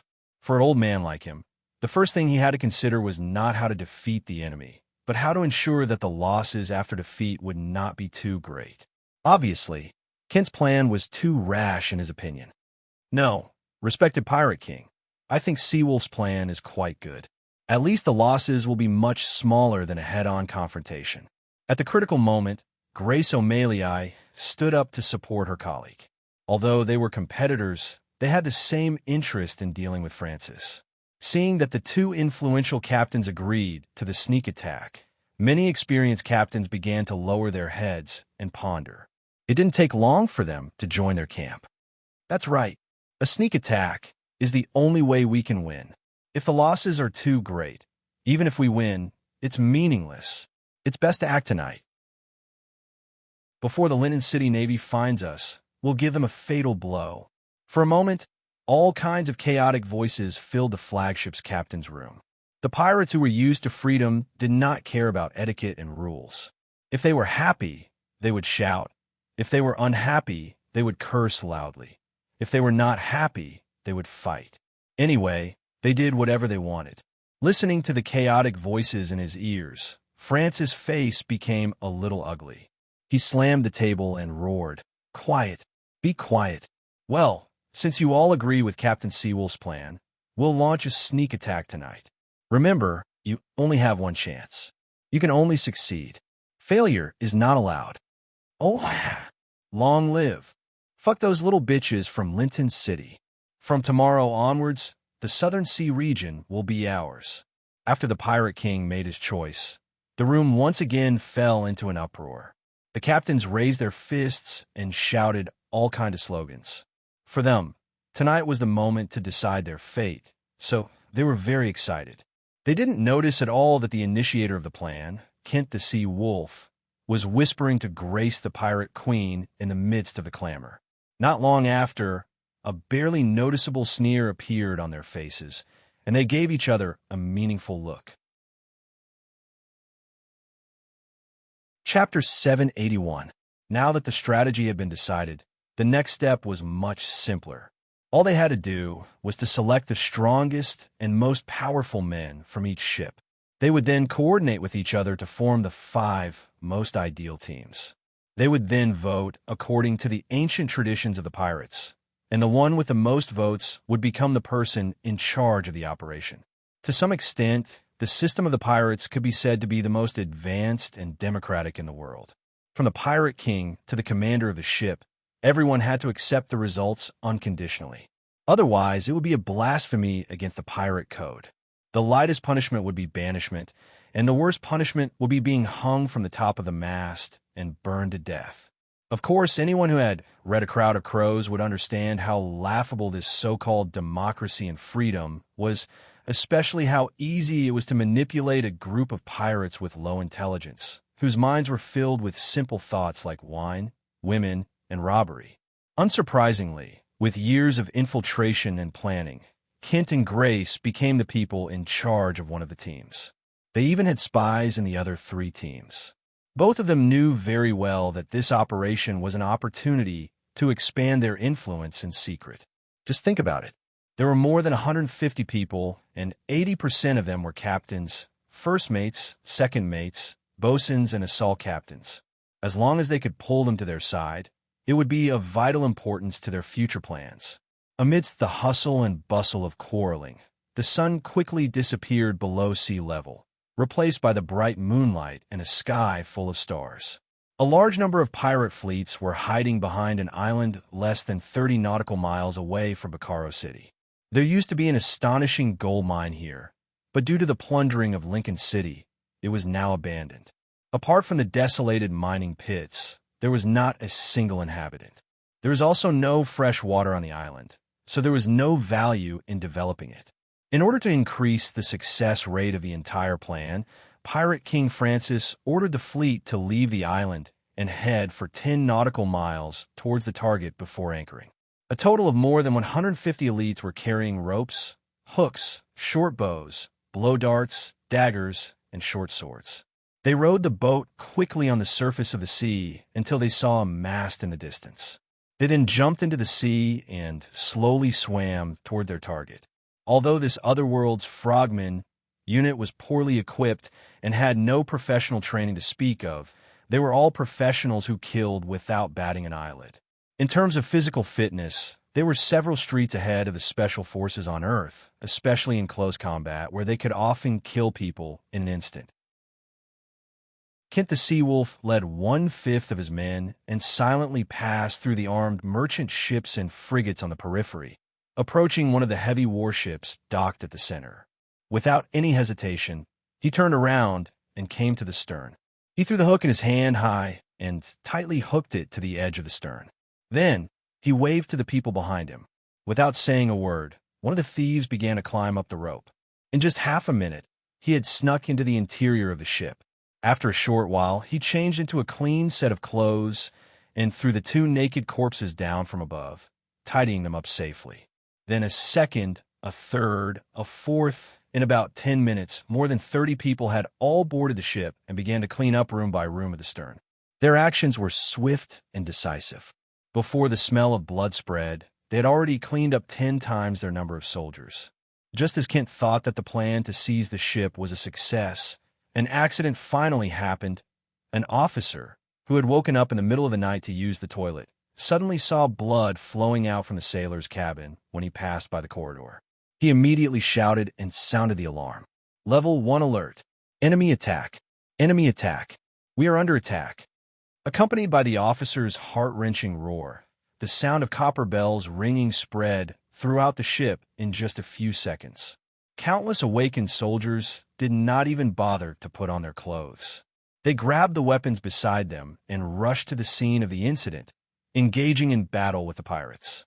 In the narrow cabin, ordinary soldiers might not be a match for the elite pirates, but they succeeded in stalling for time. 5 minutes later, 3 fully armed feudal knights rushed over. They were like lions charging into a pack of wolves, killing 5 pirates in the blink of an eye. Their heavy armor, in particular, could not be pierced by ordinary daggers and short swords. Damn it, Seawolf, quickly think of a way. Otherwise, our mission will fail. A hairy man, who looked to be about 30 years old, shouted anxiously. Don't panic, buddy. Do you think I would dare to participate in such a dangerous mission without a backup plan? Kin asked as he calmly took out a stick shaped like a bee's claw from his bosom. He aimed at a knight who was in the middle of a massacre and tapped lightly. In an instant, the knight's body was enveloped by a red light, and his eyes lost focus in a short second. Then, without another word, he turned and rushed towards another knight. He seemed to have gone mad, mercilessly waving the great sword in his hand. A soldier who was blocking his path did not have time to dodge and was directly cut in half at the waist, letting out a painful scream. It was this soldier's miserable state that made the other knight come to his senses, and he immediately raised a shield to block the fatal blow. This sudden turn of events not only stunned the Linton Navy, but even the pirates were confused. They all turned to look at Seawolf Kent. Unfortunately, Kent did not intend to explain. Instead, he raised his strange stick and aimed it at the last knight. After the same red light enveloped him, the knight also changed direction and wantonly slaughtered the endless stream of soldiers who were rushing over. Panic, doubt, distrust. Ken only used his staff to shoot out 2 level 3 spells, Berserk Charm. This caused the Navy, who had painstakingly organized, to collapse. Many of the soldiers who did not understand the situation ran towards the deck, trying to escape by jumping into the sea. Without a doubt, this was what he wanted to happen the most. This way, he would be able to take control of the ship as quickly as possible. By the goddess of the sea, I didn't know you were a mage. The hairy man stared at the staff in horror. He could not believe that the sea wolf, who always appeared to be a warrior, had such a trick up his sleeve. Chapter 782. No, my friend, I'm a warrior. I have nothing to do with being a mage. Besides, we don't have time to talk about professions right now. Get some people to clean up the ship immediately. I want it to move in 20 minutes. Kent put away his wand and gave the order loudly. He knew very well that it wouldn't be long before the soldiers who jumped into the sea would tell the surrounding ships everything that happened here. If they couldn't take the initiative to attack before then, the plan would be in danger of failing. Cleaning up the cabin didn't take too long for the pirates. After only 10 minutes, the 140 sailors and soldiers who didn't have time to escape were all driven to the deck. There was no resistance as expected. There were no so-called heroes who stood up and shouted. They were like livestock waiting to be slaughtered, driven to a designated place to listen to the arrangements of fate. Perhaps it sounded very spineless. Obviously, they could be slaughtered, but they chose to resign themselves to it. Because this was reality. Cruel reality. They all knew that the first person to stand up would definitely die, so they subconsciously hoped that someone else would stand up first. The pirates grasped this psychological advantage, using only a dozen people to watch over hundreds of people, and even beating and kicking the captives, not worried about a riot. Of course, on the other hand, the 2 charmed knights also had a very good deterrent effect. In the eyes of ordinary soldiers, knights were the symbol of invincibility. If even they were controlled by the enemy's magic, what could they do? Standing on the deck at the stern, Kent looked down at all the captives, the corners of his mouth slightly raised, and a trace of an evil smile appeared. He gave a look to his subordinates behind him, who immediately understood and walked to the front with a sinister smile, shouting in provocative language, "Trash from Lincoln City. According to the orders of the Pirate King, you should all be thrown into the sea to feed the sharks. But today you're lucky. The benevolent waves Kent has allowed you to live, and even join us as free pirates. But this isn't free. You have to show your loyalty and value. Now, you only need to kill one of your companions, and you can immediately bring his corpse forward to pledge your allegiance. Remember, you only have 5 minutes. After 5 minutes, anyone who can't do this will be regarded as giving up. There's only one outcome for them, and that's death. I'm done. You can start now." After hearing these words, the captives who thought they were dead for sure immediately showed shocked expressions. One of the more courageous fellows raised his hand and asked loudly, "How do we know if you're lying to us to kill each other and wait until we're almost dead before killing us all? Also, even if you want to kill him, you should at least provide him with a dagger." Looking at this guy who thought he was smart, Kent suddenly laughed out loud. His colleague waved his hand, indicating for the pirates not to act rashly. Ha ha ha ha ha. I have to say that you are very naive and stupid to ask such a question. All right, I'm in a good mood today, so I'll kindly explain it to you. First of all, I have no need to deceive anyone. Look at your performance. Even if I really ordered a massacre, which one of you would be willing to stand up and resist? In fact, those who were willing to fight had already died in the process. You are nothing but a bunch of cowards. What a pathetic loser. Now you want to negotiate with me? Dream on. As for the issue of weapons, I don't think you have to use weapons to kill. Many times, killing with your bare hands can stimulate a person's courage and fierceness. Due to your previous poor performance, I feel that it is necessary to stimulate your bloodlust. Moreover, killing with your bare hands is more enjoyable. You must know that it only takes a few seconds to kill a person with a weapon, but it takes at least a minute to beat or strangle a person to death with your fists. I'm very happy to hear the pain and anguish of the weak before they die. That is a supreme pleasure. Oh, right, one last reminder. 1 minute and 30 seconds have passed. You still have 3.5 minutes to prove yourselves. After saying that, Kent pointed to the hourglass behind him, not bothering to hide the cruel smile on his face. Without a doubt, he planned to release the dark side hidden in the hearts of the captives to make up for the lack of manpower. After all, a heavy warship required at least 50 people to barely operate. Therefore, he had to convert a portion of the soldiers to his own people. Killing one's daily colleagues was not only a way to cut off one's escape route. It was also a strong psychological suggestion. Most people who lost their faith would often unknowingly join in the killing and pillaging. Through intense stimulation, they would find the meaning of existence. The captives panicked. They did not doubt the truth of Kent's words. When the time was up, they would undoubtedly be massacred. A few minutes ago, their companions were barely able to unite. In the blink of an eye, they began to guard against each other. Their eyes were like that of wild beasts, emitting a terrifying aura. A relatively young pirate stared at the tense atmosphere on the deck and asked with a smile, "Mr. Seawolf, how about we make a bet?" "What are we betting on?" Kent asked curiously. "Bet on how many of these captives can survive." "I'll bet a third." "The bet is 1,000 gold coins." The young pirate said without a change in expression. "Damn it, how can you leave me out of this kind of thing?" "I'll bet 500 gold coins, a fifth of the remaining." "Ha! Count me in, I'll bet a sixth." These cowards can't possibly kill an opponent of equal strength with their bare hands in the remaining time.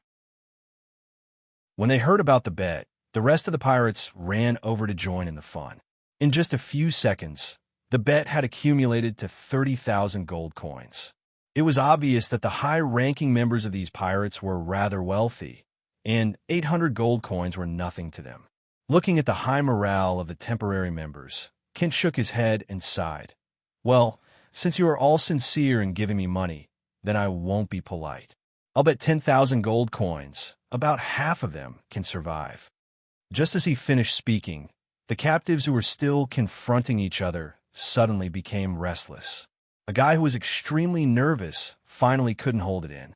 He rushed towards his colleague half a meter away and used his elbow to smash his throat. The whole movement was fast and accurate. It was undoubtedly a premeditated murder. While the rest of the soldiers were still cold, he quickly dragged the corpse in front of the pirates. He raised his head and shouted, "I've proven myself. I swear to be loyal to you." Chapter 783. Very good, brother. You are now one of us. Go to the back and choose your own weapon. Kent extended his arm and pretended to pat the other's shoulder affectionately. "Awesome. I survived." The pirate who escaped death jumped up in excitement and quickly ran to the weapon rack and began to pick. Scholars once said that the power of an example was limitless. With the first success, the rest of the captives immediately gave up their humanity and bottom line and attacked their comrades around them. For a moment, the deck was full of bloody fights. 2 to 3 minutes passed in the blink of an eye. Just as Ken expected, about half of the captives killed their chosen opponents and swore to be a member of the pirates. Although such loyalty was relatively cheap, in this naval battle, they would definitely do their best. There was no possibility of surrendering.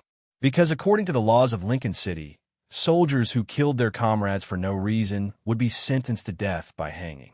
Surrendering pirates would be demoted to slavery along with their families. Looking at these soldiers who sacrificed everything in order to survive, a trace of disdain appeared on the young pirate's face. He then helplessly shrugged his shoulders and sighed. Well, I underestimated their strength under the great pressure of survival. You win. When we return, I will send someone to deliver the money we lost. Huh, don't take it to heart. It's just a game. Cheer up, we're going to face a tough battle. Kent immediately shouted to the lookout at the top of the mast. Uller, what's the situation with the other teams? Haven't they sent a signal yet? I'm sorry, Seawolf. So far, only Grace has responded to our signal. The remaining 3 teams should still be busy, especially the one in the northeast corner. It's already on fire. I think they must have failed to seize the ship. The guy called Uller poked his head out and put on a helpless expression. Hearing this news, Kent sighed slightly and decisively ordered. Don't wait for them. Raise the anchor. Raise the sails. Shoot the fire arrows. While the enemy hasn't reacted yet, we have to take the lead and launch an attack. Thoroughly disrupt the enemy's formation and then lead them to the designated sea area. Uller nodded without hesitation. Understood. Don't worry, I have already sent out the signal. At most 2.5 hours, the main force will arrive at the designated battlefield. Before that, let's make a big fuss.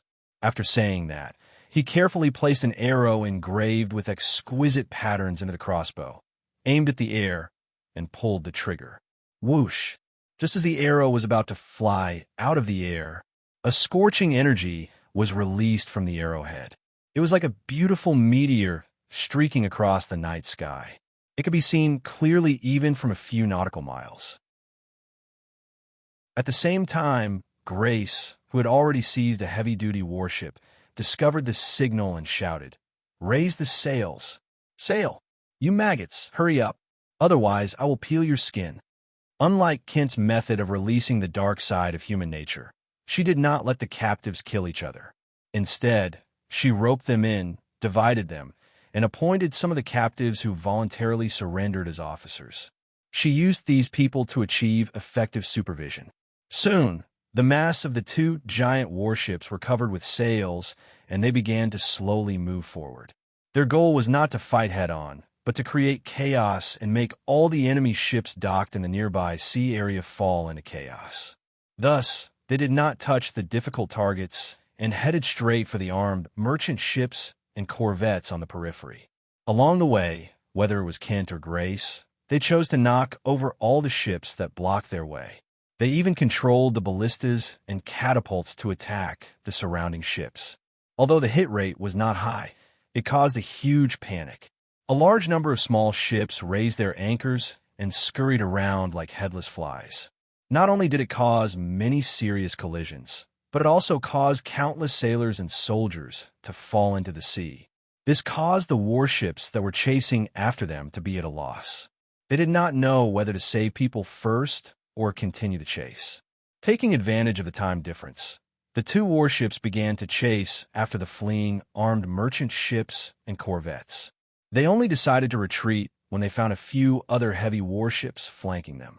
In order to reduce the weight of the ship and increase its speed to the maximum, they began to throw away the supplies in the hold. Large amounts of food, weapons, wooden planks, and barrels of ammunition were thrown into the sea. In the end, even the ballistas and catapults fixed on the deck were no exception.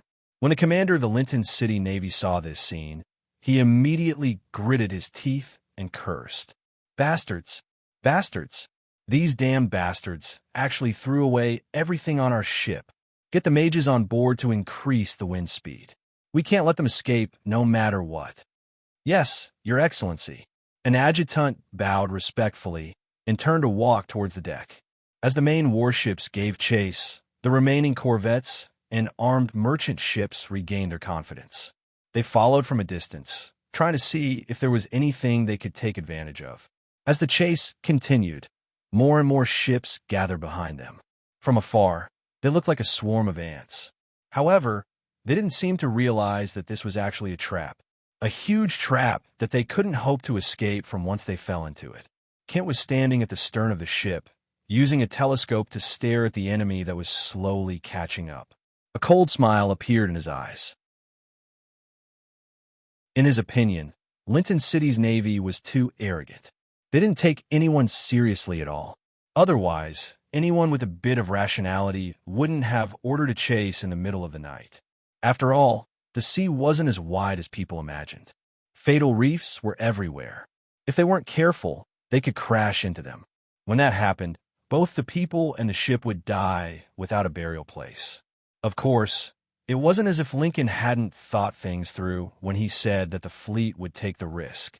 Regrettably, the construction of a heavy warship was simply too expensive. Each one cost several 100,000 gold coins, and no one would be able to bear the consequences if they were lost. 2 hours passed in the blink of an eye. Ken had thrown away almost everything on the ship that could be thrown away. He finally succeeded in luring the enemy into the designated area. Although he didn't quite understand why the commander of Linton City didn't choose to have the mages take to the air and burn his sails, there was no need to think about it now. Turn the ship around. Prepare to light the fire. Let's use a grand funeral to send off the strongest ruler of the southern seas. Kent kicked an oil barrel on the deck as he spoke. In just a few seconds, the primitive accelerant had flowed everywhere. A single fire was all that was needed to turn it into a terrifying ship of hell. Chapter 784. Bad news. We don't know why, but the enemy suddenly turned around and is charging towards our flagship. The lookout on the main mast rang the alarm bell as he yelled at the top of his lungs. He seemed to be panicking. After all, the tonnage of heavy warships was about the same, and they were all equipped with rams. A direct collision would likely result in mutual destruction. The bottom hull of a wooden ship was extremely fragile, and this world didn't have the technology to seal it.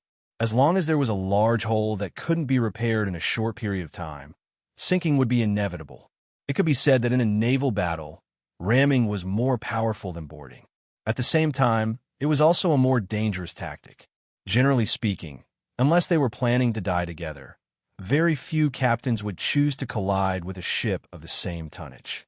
Fleet Commander Mikhail Koman was standing at the bow of the ship, holding up a monocular inlaid with gold.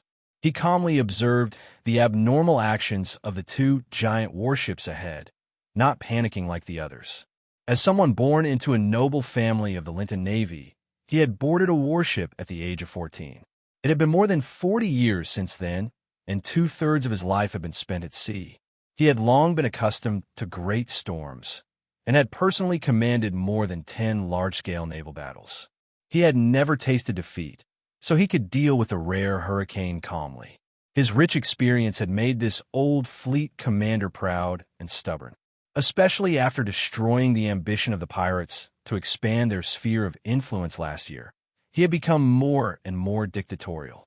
He even disobeyed the orders of the dukes on the surface, feeling that no one in Linton other than himself was qualified to be the commander of the Navy. But just as Mikhail Koman was looking for an opportunity to capture Bakarov City in one fell swoop and make great contributions, a group of scumbags came out of nowhere and attempted to steal the main battleships under the cover of night. Moreover, they succeeded in stealing 2 and burning the other 3. It was a blatant humiliation. With his current status and reputation, how could he allow the enemy to escape so easily? Thus, he ignored the objections of the crowd and ordered all ships to pursue. Of course, the purpose of this wasn't to recover the lost warships, but to save face. At the very least, he couldn't let the enemy obtain Linton's advanced shipbuilding technology. Otherwise, once the internal structure was cracked, a large number of 1,000-ton warships would appear in the southern seas. It would be disastrous for Linton's naval supremacy. In short, whether it was to protect his reputation and status, or to prevent precious information about the warships from being leaked, Mikhail Koman had to capture or sink the stolen ships at all costs.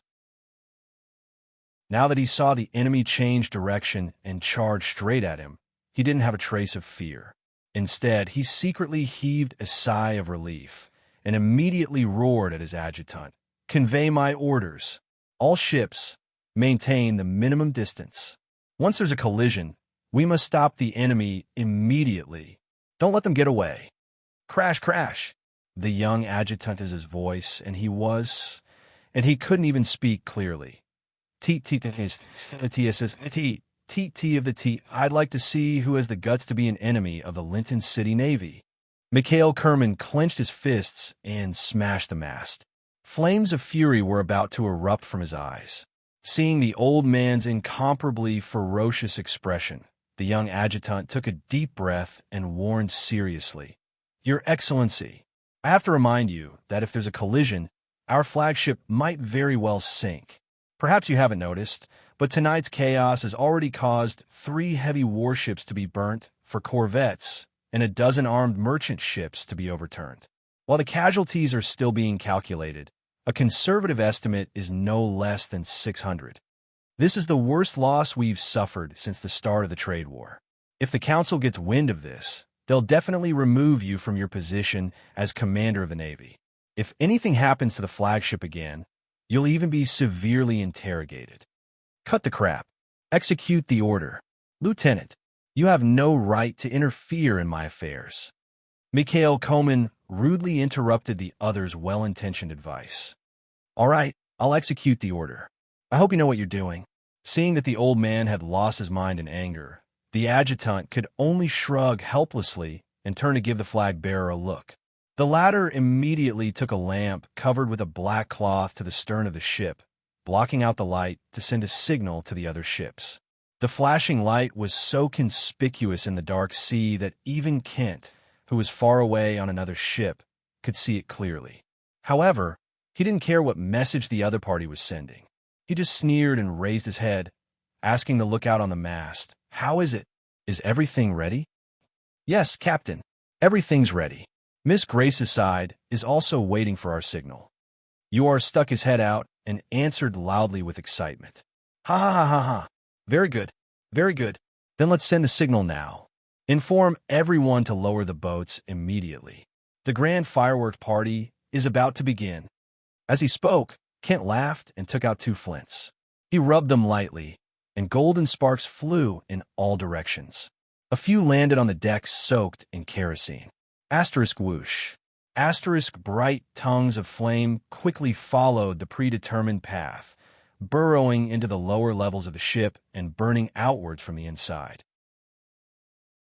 Perhaps it wasn't too obvious on the surface, but the inside was already roaring with flames. The large amounts of black smoke around the ship were completely covered by the darkness of the night. Feeling the increasing temperature on the deck, everyone lowered the boats into the sea. Not long after, Kent and his men began to paddle with all their might, following closely behind the heavy battleship.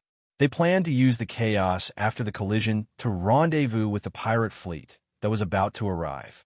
It had to be said that in terms of battle tactics, Sea Wolf Kent was indeed a rare genius. With his rich sea battle experience and unparalleled courage, he forcefully turned the situation around for the pirates from a disadvantageous position to a favorable one. As long as the next collision could destroy the flagship, then the pirate fleet would be able to easily end the battle and secure victory. Kent himself would also be able to use his perfect performance to win the respect and admiration of countless pirates. Chapter 785. Mikhail Kerman didn't realize that the whole thing was a huge conspiracy against him. He still stubbornly thought that the other party was just a few lucky thieves who didn't know what a naval battle was. His contemptuous attitude made the adjutant vigilant. After all, naval battle was different from land battle. Once there was a mistake, there would be no chance to salvage the situation, and the whole army would be wiped out. In order to prevent any possible accidents, the young man kept his eyes open and stared straight ahead without stopping for a moment. Suddenly, he noticed that there seemed to be flames swaying on the deck of the warship in the distance, and there was a faint, strange smell in the air. Although the smell was very faint and couldn't be detected if one didn't pay attention, he still cautiously took out his binoculars. It was as the saying goes, if one didn't look, one wouldn't know, but when one looked, one would be shocked. The kerosene ignited by Kent had already swallowed the entire ship. Even the night couldn't completely block out the sparks and smoke coming out of the tunnel. If this ship really hit someone, then no matter if the target could avoid the ram, the result would still be burned to ashes. Damn it, I knew there was a problem. The young adjutant cursed in a low voice and hurriedly shouted at the old man standing not far away. Sir, this is a trap. Quickly give the order to turn. Have all the ships disperse immediately, or else we'll be burned alive. What? A trap? Mikhail Kerman suddenly raised his head, his face full of doubt. Yes, a trap. The enemy set 2 captured warships on fire and used them as fire ships to attack our formation. If you don't give the order now, it'll be too late. The adjutant clearly knew how tight time was and quickly used the most concise words to describe what he saw. He was still young and had unlimited potential and future, so he didn't want to die in the sea at all. Mikhail Kerman didn't say anything and directly raised the binoculars in his hands. When he saw that the flames had spread to the entire deck, his expression changed, and he roared angrily, Bastards! How dare they? That's a heavy warship worth hundreds of thousands of gold coins. Quick, right full rudder. Order, right full rudder. Quick, quick, quick. The adjutant did not hesitate. He immediately repeated the old man's order and urged everyone to move. After a few minutes, the flagship finally began to slowly turn, but unfortunately, their reaction was a little too slow. Just as they moved forward for less than 50 meters, the blazing fire ship inserted its ram into the tail of the flagship with a loud boom. The tremendous impact caused the hull of the ship to tilt severely. Countless sailors were thrown into the air and fell into the sea. A huge hole was opened in the hull of the ship at the point of impact. Seawater gushed in through the hole, drowning countless soldiers in the hold. To make matters worse, the flame spewed out from the bow of the ship directly ignited the sail. In the blink of an eye, the flames had spread to the entire mast from afar. The flagship looked like a giant torch that had been lit. As long as one wasn't a fool, they would know that there was no hope for it. How could this be? How could this be? Looking at the miserable state of the flagship, Mikhail Kerman closed his eyes in despair. Until now, he was still unwilling to believe that the other party was willing to use the most advanced battleship as a one-time consumable. The cruel reality had completely crushed this old man's self-esteem and stubbornness. At the same time, his self-confidence had also been crushed. In contrast, the young adjutant was much more rational. He quickly climbed up from the tilted deck and shouted at the panicked soldiers and sailors, Abandon ship! Abandon ship immediately! Everyone put down the boats! Move faster! We're about to sink! With his reminder, the bewildered sailors immediately realized what they had to do. They pushed the boats and jumped into the sea. When large ships sank, they would often form a fatal whirlpool. If one was accidentally sucked into it, they would definitely die. Just as the fleet at the rear was shocked by the miserable state of the flagship, Grace's side collided with another heavy battleship. Asterisk boom. Asterisk accompanied by a deafening sound, which shavings flew everywhere for a moment. Screams and wails could be heard incessantly. Relying on bold and outstanding tactics, the pirates had buried 7 of Linton's main battleships before the battle officially began. One of them was even the flagship. Taking advantage of the other party's shock, Kent's small boat silently avoided everyone's sight and headed west. With his excellent eyesight, he could already see a large number of masts appearing on the surface of the sea. He didn't need to ask to know that it was the main fleet of the pirates. Pirate King Francis was now standing at the bow of the ship in high spirits. He raised the telescope in his hand and nervously watched the situation on the surface of the sea. When he saw the number of Linton's ships entering the ambush and the enemy's chaotic formation, he slapped his thigh in excitement and immediately drew his longsword. He shouted to his nervous subordinates behind him, Success! Seawolf Kent's plan succeeded. The enemy has now entered the ambush. Order everyone to advance at full speed. This is a historic moment. As long as we can win, we will become the supreme overlords of the entire southern seas. Long live! Damn it! I knew we would succeed. Ha ha! Advance! Full speed ahead. It's time to completely eliminate our old enemy. The great pirates are invincible. Hearing these words, all the pirates immediately burst into a burst of enthusiastic cheers. Perhaps infected by the enthusiastic atmosphere, a trusted aide quickly took 2 steps forward and knelt on one knee. He said excitedly, "Great Pirate King, we are finally going to usher in the most glorious victory. Perhaps after tonight, we will be able to realize our dream of establishing a pirate kingdom, and you will be crowned king. That's right, we will all become nobles in the future." Ha ha ha ha! Another pirate laughed loudly in agreement. Hee. All right, it's too early to discuss this. Let's win this naval battle first. After all, there's still the Linton Navy. If we want to bite this harbone, we can't do it without paying a price. Francis was obviously much more rational than his subordinates. He didn't get carried away by the good situation. However, one only had to pay attention to the glint in his eyes just now to know that this guy was quite tempted by the title of Pirate King. One had to know that although the title of Pirate King was awe-inspiring, it wasn't a lifelong title, nor was it hereditary. Instead, it was voted on by all the pirate captains every 5 years. However, it was different once the title of Pirate King was given. Not only was the title of Pirate King lifelong, it was also hereditary. He could pass the position to his son, grandson. Chapter 786. In the middle of the Ming Dynasty, there was a famous Navy general, Udayo, who once summed up the essence of chaotic warfare tactics before the invention of battle lines. That was, whoever had more ships, bigger ships, fiercer firepower, and more soldiers would be able to seize the final victory. Of course, this statement was not absolute, because no matter how advanced the weapons and equipment were, they had to be controlled by people in the end. Therefore, morale, quality of soldiers, combat experience, and so on would have a great impact on the battle. Otherwise, the Italian army, which was equipped with all kinds of advanced weapons, would not have been defeated by the African people who could not even afford shoes and become the laughingstock of the world for decades, or even centuries.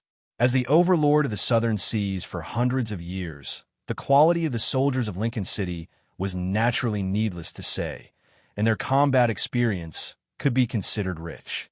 In particular, the soldiers on the main warships were all elites selected from the city defense force. Not only were they proficient in various naval combat techniques, but more than 90% of them were also qualified sailors. It was precisely because of their existence that the Lincoln City Navy was able to obtain victory after victory. But now, these elites who had lost their commander and their morale had been hit one after another. Under the ferocious attacks of the pirates, they were completely powerless to resist. In addition to the trouble brought about by the dense formation, they couldn't even escape, let alone fight. Looking from afar, the huge fleet of Lincoln City was like dumplings that had just been put into a pot. They were densely packed together, and among them, the smaller ones were directly knocked over and crushed. What was more frightening was that with the help of the sea breeze, the fire quickly spread between ships. In just 10 minutes, the sails of at least a dozen ships had been set ablaze, and it showed signs of continuing to spread. For wooden sailing ships, there was no more terrifying enemy than fire. Countless captains shouted loudly, desperately trying to squeeze out, but the more anxious and panicked they were, the less successful they were in escaping. They could only watch as ship after ship joined together, and finally, near the center of the formation, form a place similar to a floating city on the sea. If this was only a small trouble, then the rapidly approaching pirate fleet was a disaster. After entering the predetermined battlefield, Francis' ship, the Lion, was the first to take the lead and circle around from the side. Then, it aimed at the chaotic enemy ships and began to fire missiles and rockets. Perhaps under normal circumstances, such an attack would not even be considered as scratching an itch. After all, not to mention that large warships generally had shields to resist arrows.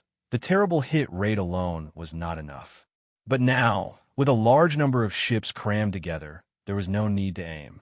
Even the worst-hit catapults could easily smash something, although what was smashed might not necessarily be the target that was aimed in advance. Ha ha, that was right.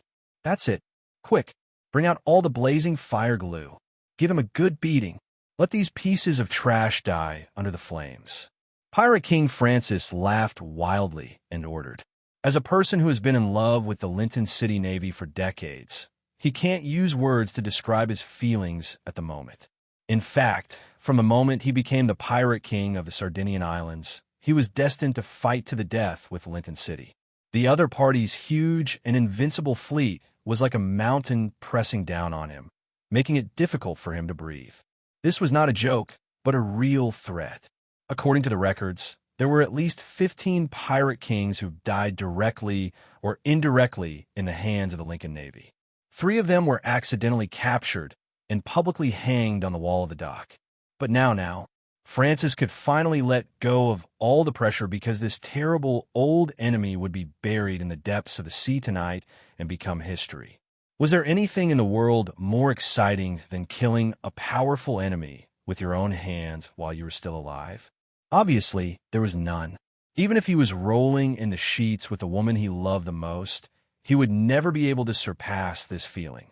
For men, sex was nothing more than an impulse generated by the secretion of hormones, while the sense of accomplishment and the desire to conquer was an instinct engraved in their bones. Listening to the screams of the enemy not far away, Francis' face showed an unprecedented enjoyment. He even felt that he was favored by fate and was destined to achieve extraordinary greatness like the heroes in the stories of bards. But he didn't know that all this was just a script arranged by someone in advance, and he was just a slightly more important supporting role. Just as the pirates launched a massacre on their old enemy, in a dark basement in Linton City, Loretta Botons was sitting in front of a chair, silently watching the scene transmitted back from the crystal ball, and a playful smile soon appeared on his face. That old fellow Francis did a good job. I didn't know that he would agree to such a bold and risky plan. All right, what's going on with the female scorpion? It's been a long time since she sent back any information. Sorry, Master, I'm not too sure. Maybe there's something she can't get away from, but she did complete her mission well. At least the pirates have fulfilled our request, right? The half-orc warrior Cass shrugged nonchalantly. In his opinion, the plan had progressed to this stage, and victory was basically assured. Once the pirates appeared on the coast of Linton City, this port city that had never been threatened by the sea would instantly fall into an unprecedented panic. When that time came, the residents of the city would be in chaos without anyone having to do anything. As for a female spy who had completed her mission, it was not worth their concern. Loretta Botons nodded thoughtfully. Maybe. Recently, the Sardinia Islands will definitely be more troublesome. Oh, right, the thing I asked you to investigate 2 days ago. Any results? You mean Lady Anastasia and Count George suddenly went out to sea together? Cass asked with a frown. That's right. It's not as simple as going out for sightseeing or business. They took with them over 1,000 of their family's private soldiers and 10 knights. It's said that even President Boris of the Spell Warrior Association may have joined them. Plus, not long ago, Grand Commander Nemiadina sent word. Guess what they're going to do? At this point, Loretta Botons' eyes revealed a trace of unconcealable excitement. As a powerful and wise wizard and schemer, he immediately thought of a name. Andre. Only Andre, whose whereabouts were unknown, could make so many people work together. Chapter 787. Many ordinary people would find it hard to understand why there were always lunatics in the world who loved to risk their lives in pursuit of excitement and challenges. They longed to meet a powerful opponent, and even death would not make them flinch. However, in the eyes of these lunatics, they could not understand how ordinary people could endure living a dull life without any excitement or excitement. There was no doubt that Loretta Botons was such a lunatic. Ordinary people would never think of summoning a lesser demon lord from the abyss in a city with a population of 100,000. One had to know that such behavior, regardless of whether it was successful or not, meant that one would be blacklisted by countless gods and churches. Even those legendary priests and paladins who usually lived in seclusion would not be able to resist the urge to personally kill such a lunatic. However, he obviously did not care. To be more precise, he enjoyed the process of fighting a battle of wits and courage with a powerful enemy. He was especially interested in the terrifying flames that Andre had displayed at the critical moment.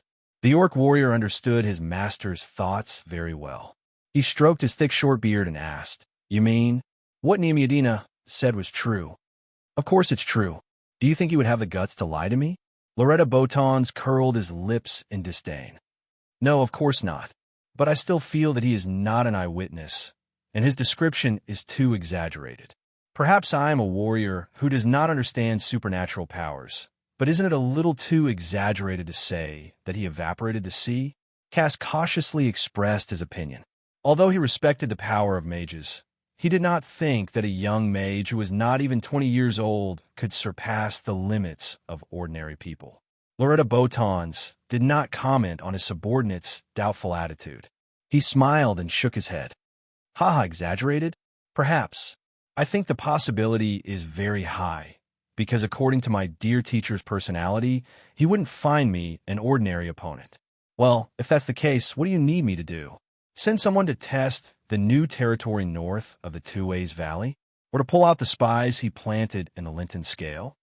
Cass shrugged nonchalantly. As a half-orc warrior who worshipped strength, he hated to hide in the dark and play tricks like this. He preferred to solve problems in a direct and violent way. "No, that's not it. That's too simple and crude. It's not the style of my script. If I remember correctly, you seem to have been in contact with Duke Wayne and Count Carl in the north for some time, right?" Loretta Botons didn't want to cause too much of a ruckus. Moreover, there were rules in the game between him and Andre. If he broke the rules, he would be punished by the Lich. However, there were always loopholes in the rules and laws of the world. Not to mention, just because you couldn't directly attack didn't mean that you couldn't instigate others to attack. Looking at the evil glint in his master's eyes, Cass subconsciously shivered and replied in a low voice. "That's right. When I was commanding the army to hunt down the barbarians, they sent someone to contact me. It seems that they wanted to test if we were going to launch an all-out attack on the Linton Scale." "Very good. Now, I order you to give Duke Wayne some support and encouragement. Let him launch a war against Count Carl. Remember, control the pace. Don't let the war end too quickly. When necessary, help Count Carl a little and see how our little friend will react." After saying that, the corners of Loretta Botons' mouth curled up into a chilling smile. Instigate a war between the two inland lords? What's the point of doing that? I thought you wanted them to unite and launch an attack on the Two-Ways Valley. The half-orc warrior furrowed his brows in confusion. Loretta Botons lightly tapped on the table and explained in a playful tone, "Launch an attack? No, it's not the time yet. Right now, we need to focus on dismantling the order that has been established in Linton City for hundreds of years. We don't have much energy to worry about other things. As for the meaning you mentioned, this war itself is a test. There's always a saying among the human nobles, that is, when neighbors fight, no one can stay out of it." After hearing this, Cass nodded in realization. "So that's how it is. You want to use this war to distract the other party and test the authenticity of the news." As everyone knew, when nobles fought for territory and sovereignty, it was usually not a private matter between the two families. From the very beginning, they would summon their relatives and allies. Thus, in the history of the Oleo continent, when two small families fought over the ownership of a bridge, it would often lead to war between two kingdoms, and this was not the first or second time. Duke Wayne and Count Carl belonged to two different lord alliances.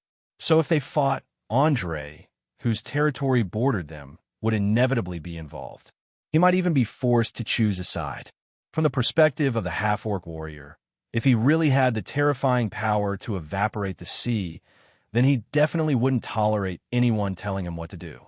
Loretta Botons opened his arms and laughed. Ha ha. Yes, this is my script. My style. Well, let's put this matter aside. Anyway, there's no need to rush. Let's continue to enjoy the destruction of Linton City's navy. After all, such a wonderful naval battle might not be seen once in a few decades. As you wish. Cass put one hand on his chest and bowed slightly. In fact, Loretta Boton's so-called wonderful was just a massacre without any suspense. The pirates didn't even need to get close to fight. They only needed to keep firing rockets and stone bombs at a distance and let the fire slowly engulf the huge fleet that was huddled together. As for Linton City's navy, apart from a few warships that could barely fight back, the rest could only wait for death to come. They couldn't think of any way to escape. Even if a few ships managed to break free, they would soon be captured or sunk by the warships from Baccarat City. There was no mercy. There was no mercy. There was only a cruel massacre. Water and fire devoured the despairing navy. No matter how they begged, even if they raised a white flag to symbolize defeat, it was useless. Whether it was the pirates or the Baccarat navy, they wouldn't let go of such a golden opportunity. Not only did they want to annihilate Linton City's forces, they even wanted to break their enemy's spine and leave a lasting psychological trauma. Chapter 788. God, what have I done? I've ruined the future of Linton City. I'm a sinner. Mikhail Kerman, the commander of the fleet who had escaped death, closed his eyes in despair as he watched his ships sink and burn. Tears slowly flowed down his cheeks. He couldn't bear to see the navy that had once been under his leadership fall to destruction, and he couldn't forgive his arrogant and foolish orders. If possible, he would rather be buried in the sea with the flagship at the moment of impact. At least he wouldn't have to endure such pain and suffering. But it was a pity that fate played a joke on this old man. Just as he was prepared to die, the young adjutant did his best to save him. Not only that, but the young adjutant also managed to escape while the enemy launched a destructive attack on the fleet. Perhaps it was just as the saying went. For some people, being alive wasn't necessarily a blessing. Death might be a form of relief. Mikhail Kerman sighed deeply as he stared at the young adjutant who was struggling to stay alive. He said in a hoarse voice, "Sigh, child, you shouldn't have saved me. I've already lost everything. There's no value in saving me. What can I do even if I escape? The council will definitely sentence me to death in order to appease the anger of the nobles and the people. Sir, do you think we can still return to Linton City? No, I'm afraid we won't be able to return for the rest of our lives. This was a premeditated sneak attack. The enemy clearly knew our every move from the shadows. Even if we didn't make the wrong decision, we still couldn't escape death. Look at the Baccarat navy that worked together with the Sardinia pirates, and recall where our mages went after the collision. Forgive me for being blunt, but this isn't a naval battle in the ordinary sense. It's a conspiracy against the entire Linton City. Apart from the 4 dukes of Linton City, there are only a few masters in the tower who can grasp our whereabouts and secretly control the members of the Mage Association. No matter which one of them did it, it means that we'll be hunted down once we return. Even our families will be unlucky. Think about it, sir. We're no longer a navy. We're just 2 sailors who met with a shipwreck. In the future, we might even become a member of the pirates. In addition, I suggest that you take off the expensive coat that costs 2,000 gold coins.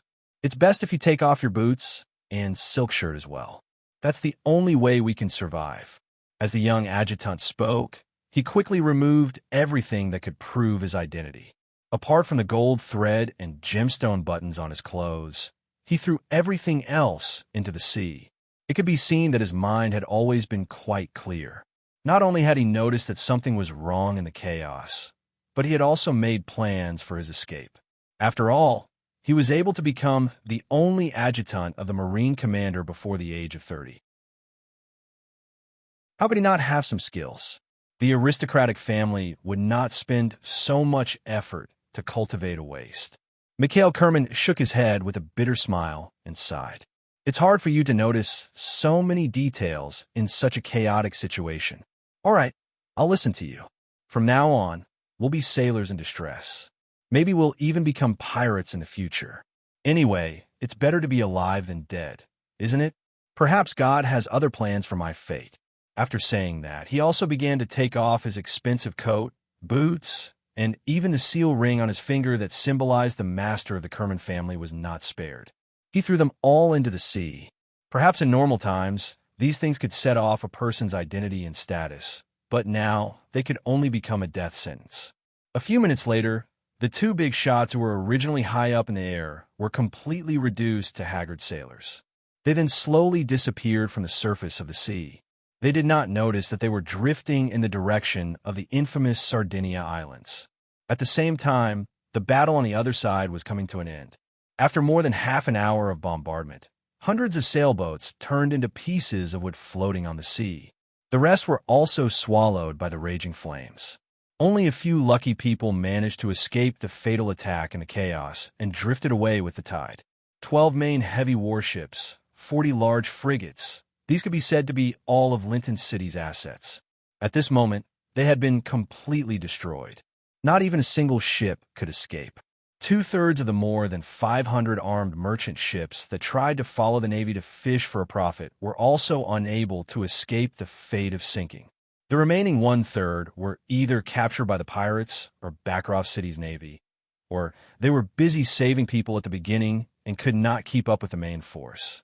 Thus, they were lucky enough to escape and scattered in all directions. Of course, the price paid by the pirates was not small. Although they had observed and probed in advance, and even used sneak attacks, plots, ambushes, and other tactics, in the end, under the desperate counterattack of the Linton City Navy, they still lost a quarter of their ships. In addition, many of them were heavily damaged.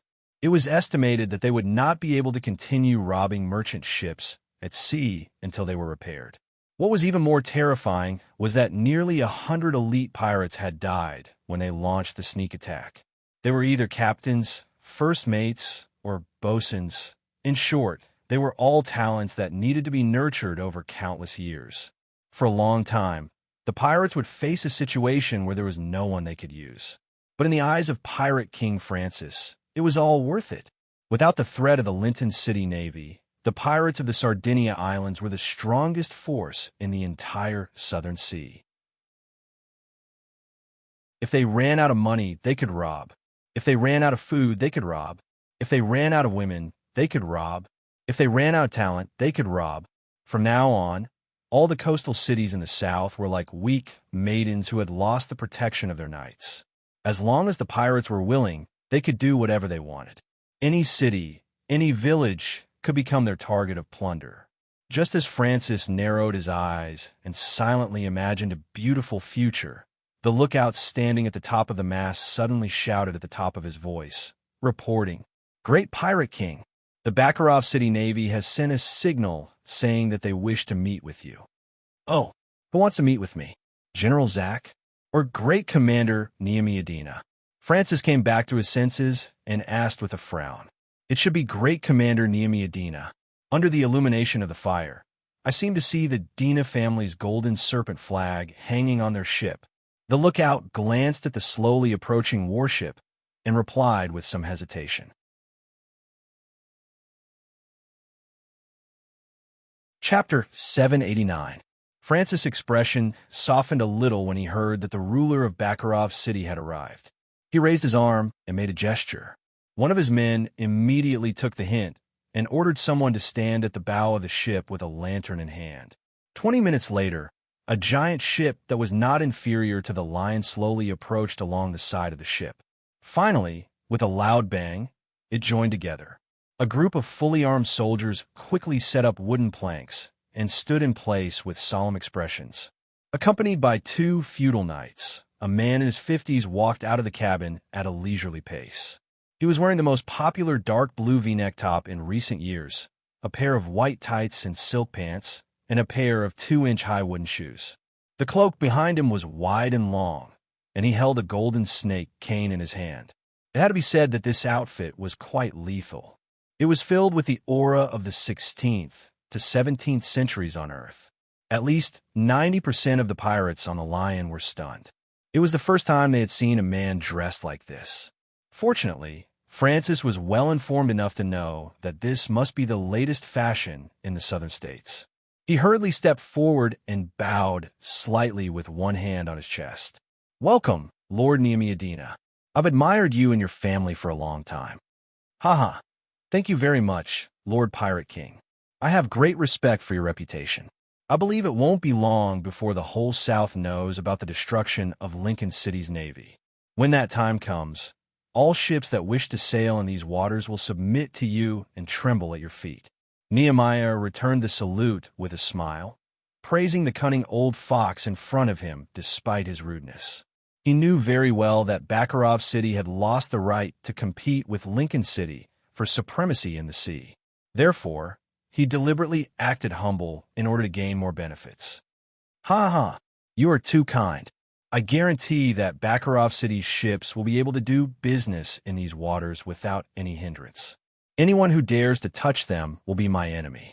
Francis clearly knew what Neemiadina wanted, so he made the promise without hesitation. After all, this was a condition that had been discussed in advance, and he was very afraid of the mastermind behind all of this. Nehemiah heaved a sigh of relief when he saw that the pirates had no intention of turning against him. He carefully scanned the deck and asked in a low voice, "May I ask where the woman in charge of communication between us is? According to the plan, shouldn't she have contacted me before the battle started?" Francis shrugged helplessly. "Sorry, I don't know where the female scorpion went. It seems that a few hours before we decided to leave, she suddenly disappeared without a trace. Otherwise, why do you think I used such a risky tactic?" As part of the original plan, the pirates were supposed to launch a pincer attack with Bakaro's navy, using a head-on naval battle to deal with Linton's navy. However, as the saying goes, plans can never be as fast as changes. No matter how hard they rack their brains, they would never have guessed that the female scorpion, who had the ability to travel between the shadow plane and the real world, had been disemboweled. Even her skull was not pried open. Her brain was completely exposed, and her whole body was soaked in an unknown liquid. If one thought that she was dead, one would be sorely mistaken. Not only was she not dead, but she was also alive and kicking. Her thoughts, consciousness, and organs were all perfectly functional. The only regret was that she had lost the ability she was so proud of. She was now an ordinary assassin. "How do you feel, beautiful lady? You should know that I spent a lot of effort to make sure you don't feel any pain or discomfort. The life support system alone cost 200,000 gold coins." As he spoke, the half-elf archmage Orlando fiddled with a lump of flesh that constantly emitted black smoke. This was a special organ he had discovered in the scorpion's body. It seemed to be able to produce dense shadow energy, which was then transmitted to every cell through the blood. The female scorpion soaked in the jar was obviously unable to speak. She could only glare angrily at the glass with her two eyes and slap the inner wall. However, no matter how hard she tried, she was unable to cause any damage to the glass. Orlando smiled nonchalantly at the sight of the other party losing its mind and continued to study this wonderful little thing. Ever since he had cleared out the 2 shrines in Valen City, he had been hiding in the shadows to prevent the gods from discovering him. He had also been doing research that interested him in the meantime. However, as large amounts of magic energy began to gather in the city, countless souls were unable to enter the world of the dead. The half-elf archmage knew that his good days were coming to an end. He was very clear that this was a powerful sacrificial ritual. By squeezing out the latent power in the soul, it forcefully tore apart the barrier between the material world and other planes, summoning a powerful otherworldly creature. And this otherworldly creature was none other than one of his enemies, the Count of Hell, Namuku. To be honest, Orlando didn't want to deal with this great devil who was full of lies and deceit, let alone fight him. If he could, he wanted to deal with Casimir right now and destroy the Hell's jewels, leaving this sacrificial ritual unfinished. Unfortunately, according to the rules set by the undead king, Absalom Blackburn, he could only take action when Andre's life was in danger. The rest of the time, he could only watch from the sidelines. Damn it! I hate this kind of situation where I can only passively take a beating. I hope that when the time comes, I won't raze this city to the ground. Otherwise, someone will definitely fly into a rage out of humiliation. The half-elf archmage muttered to himself in a low voice. After all, this kind of worry wasn't groundless. With his current strength as a quasi-legendary mage and the Count of Hell, Namuku, who had also crossed the threshold of legend, it wouldn't even take half an hour to destroy a city if they went all out. At that time, not to mention keeping a low profile, the attention of all the gods would probably be attracted. Just as Orlando was incomparably conflicted, a wave of energy suddenly appeared in the room. Following that, a black dot suddenly appeared out of thin air, growing bigger and bigger. Finally, a lich draped in gorgeous robes came out of it. It was his mentor, Absalom Blackburn. "Why have you come?" Orlando raised his head in surprise, hurriedly putting down the experiment in his hands and bowing respectfully.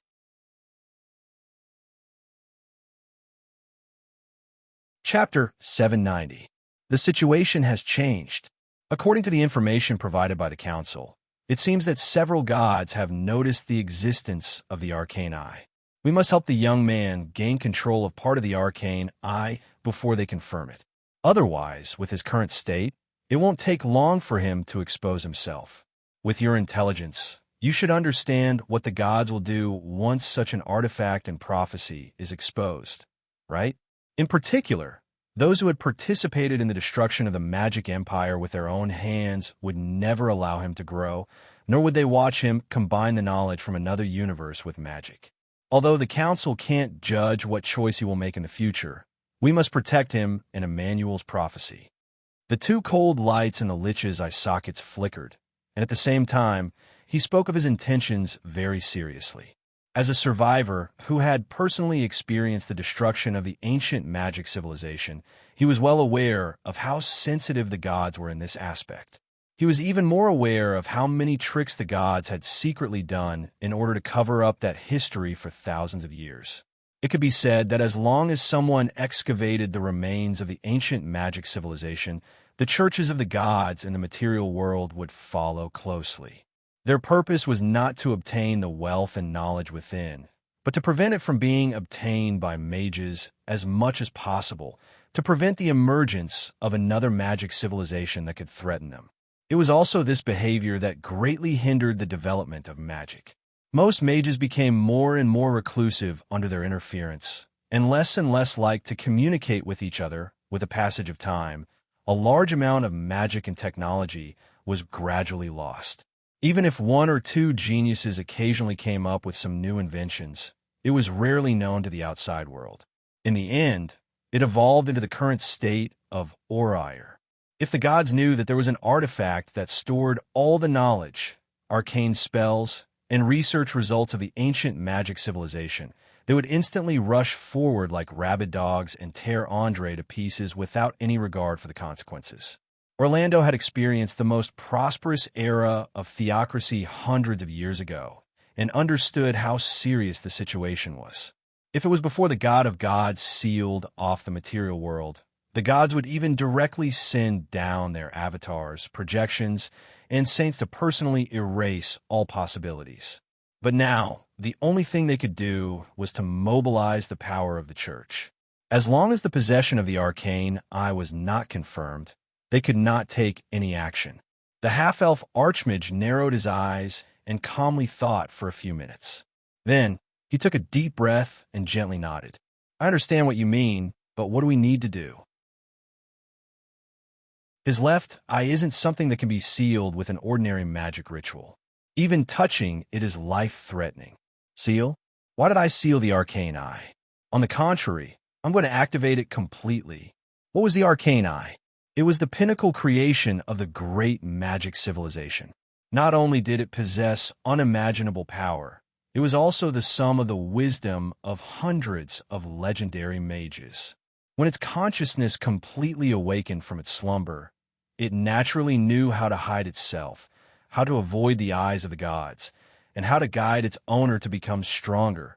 Of course, This wasn't easy because the Arcane I was refined from over 10,000 Elaine stones of the best quality, and it required an enormous amount of mana to activate. Although during the production process, we considered that it was unlikely that mortals could rely on their own strength to drive it, so we specially added an automatic absorption and energy storage system. In addition, even the life forms that were killed by it would be forcibly converted into a part of the Arcane Eye's energy. However, if we want to activate this function, we must first awaken the slumbering consciousness. According to my estimates, we need to charge it at least 5%, and this 5% can only be gathered by the complete annihilation of a legendary creature's body and soul. The Lich didn't hide much and openly spoke of his plans and thoughts. In his opinion, the faster he could get Andre into the embrace of the Arcane Eye, the lower the chances of accidents happening. After all, according to the prophecy, the owner of the Arcane Eye wasn't just the reviver of the great magic civilization, but could also become a member of the gods. In other words, the prophecy itself wasn't the only outcome, and it depended on his own choice. Orlando seemed to sense the urgency hidden under the Lich's calm appearance. The corners of his mouth curled up slightly, and an imperceptible playfulness flashed across his face. He probed, "My dear teacher, there just happens to be a fellow in this city who intends to summon the projection of a greater devil. If you don't mind, you can make use of it. After all, although there isn't a direct connection between the projection and the main body, if we do something in between, it's completely possible for the main body to tear through a planar passage. This way, the problem of energy replenishment can be solved. However, it's best if you can find a way to end this quickly. Otherwise, once the other party releases his terrifying destructive power, it'll immediately attract the attention of the gods." "Are you talking about the Count of Hell, Nemoku?" The Lich glanced at his acolyte and asked meaningfully. I really can't hide anything from you." "That's right, it's Nemoku. As you can see, he's a pit fiend, a standard legendary creature. Coupled with the fact that he's been on the front lines for a long time, there's no need to talk about his strength. He completely meets your standards," Orlando replied with a smile. It was obvious that he wanted to make use of this opportunity to get rid of one of his enemies. Wizards were a bunch of realists through and through. They didn't care if their enemies died at their hands, so they didn't mind making use of more powerful forces to achieve their goals. Perhaps Nemoku was an undefeatable existence in the eyes of many, but to the undying King Absalom Blake, who had once enslaved a demon lord, he was just a small inconvenience. If Orlando didn't make use of this opportunity, he'd have lived for so many years in vain. Noticing the glint in the half-elf's eyes, the Lich shook his head with a smile. "You're still as clever as before. All right, I'll help you this time. After all, it's just a pit fiend." "Thank you very much. Don't worry, I guarantee that this matter will be handled flawlessly. However, before that, I think it's best if you have a chat with that young man. He seems to be very wary of us, and I've recently discovered a spiritual item created by a mind flayer on him," Orlando suggested with a slight bow. Ever since he'd found out about Andre's identity, he hadn't relaxed his surveillance. Even though he was limited by the defensive capabilities of the Wizard Tower most of the time, and was unable to find out what was going on, the appearance of spiritual items was still an unstable factor.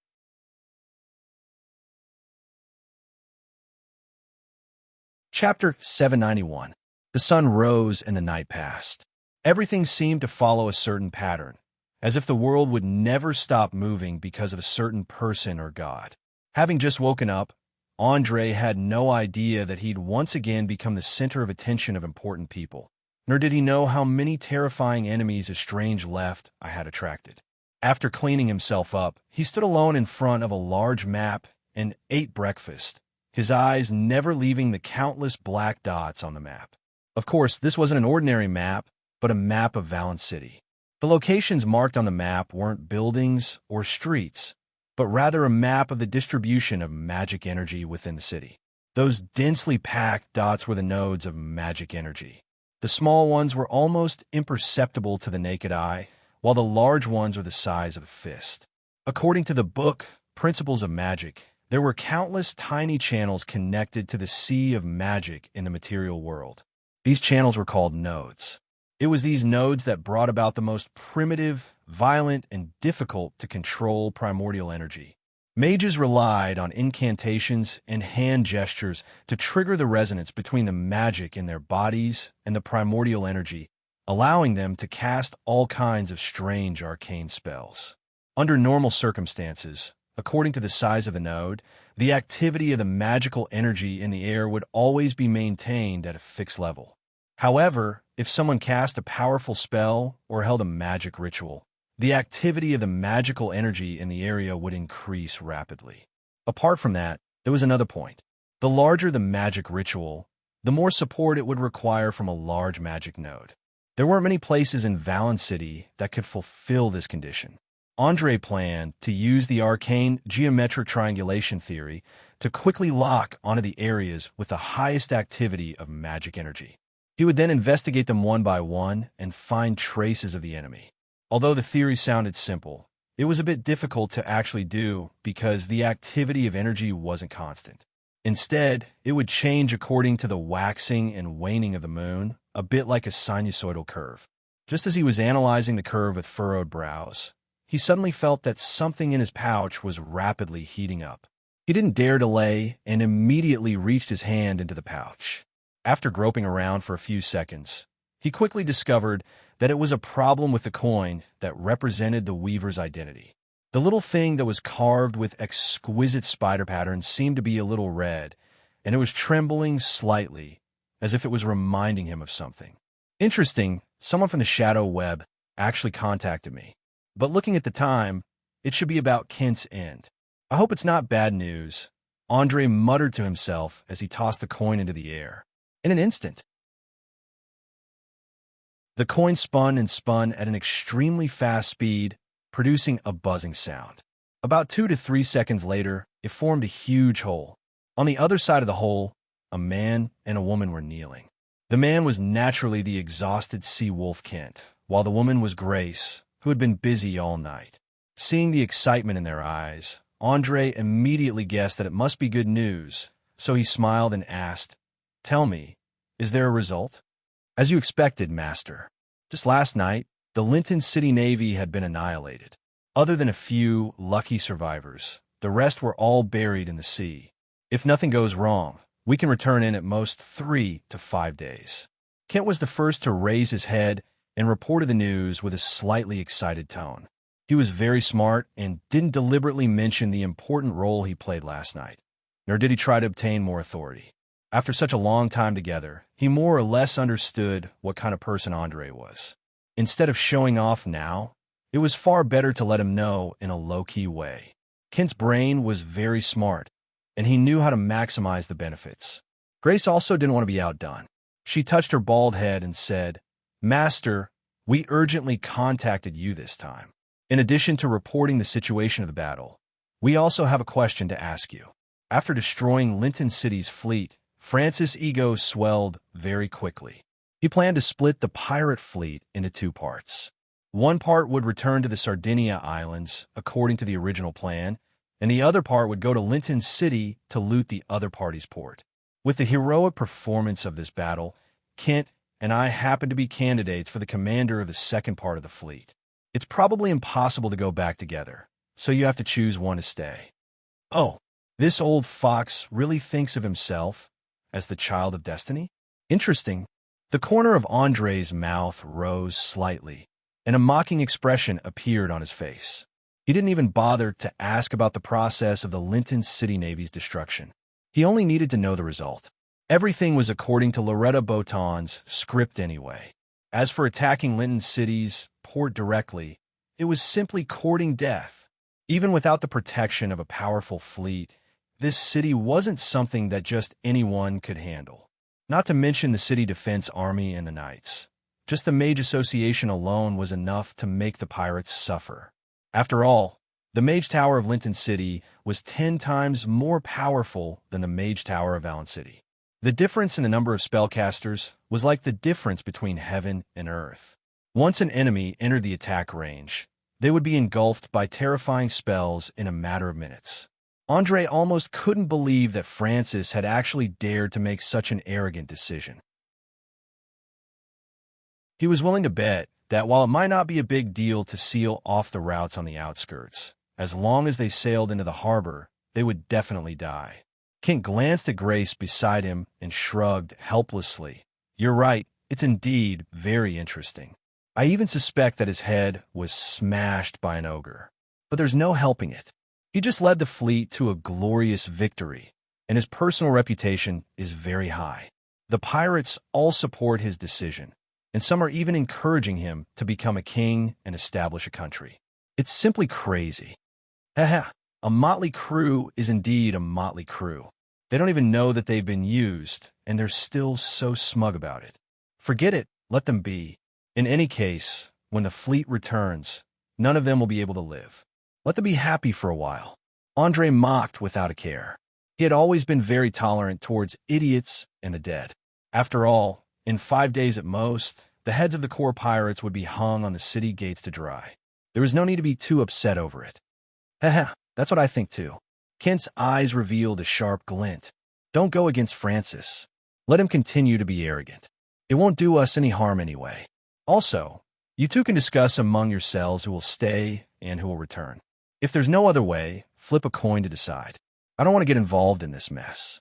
With that, Andre waved his hand, and the coin quickly stopped spinning and flew back into his palm.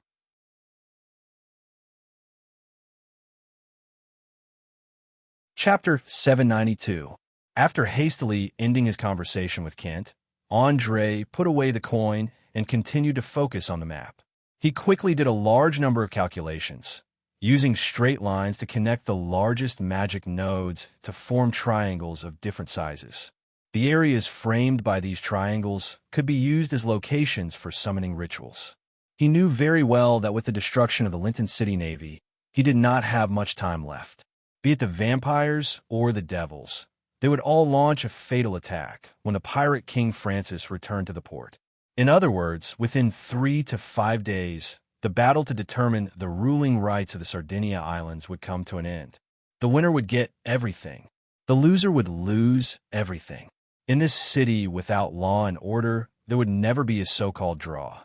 There would only be a fight to the death. Just as Andre was about to finish sifting through half of the lower city, he suddenly heard a knock on the door behind him. Asterisk bang, bang, bang.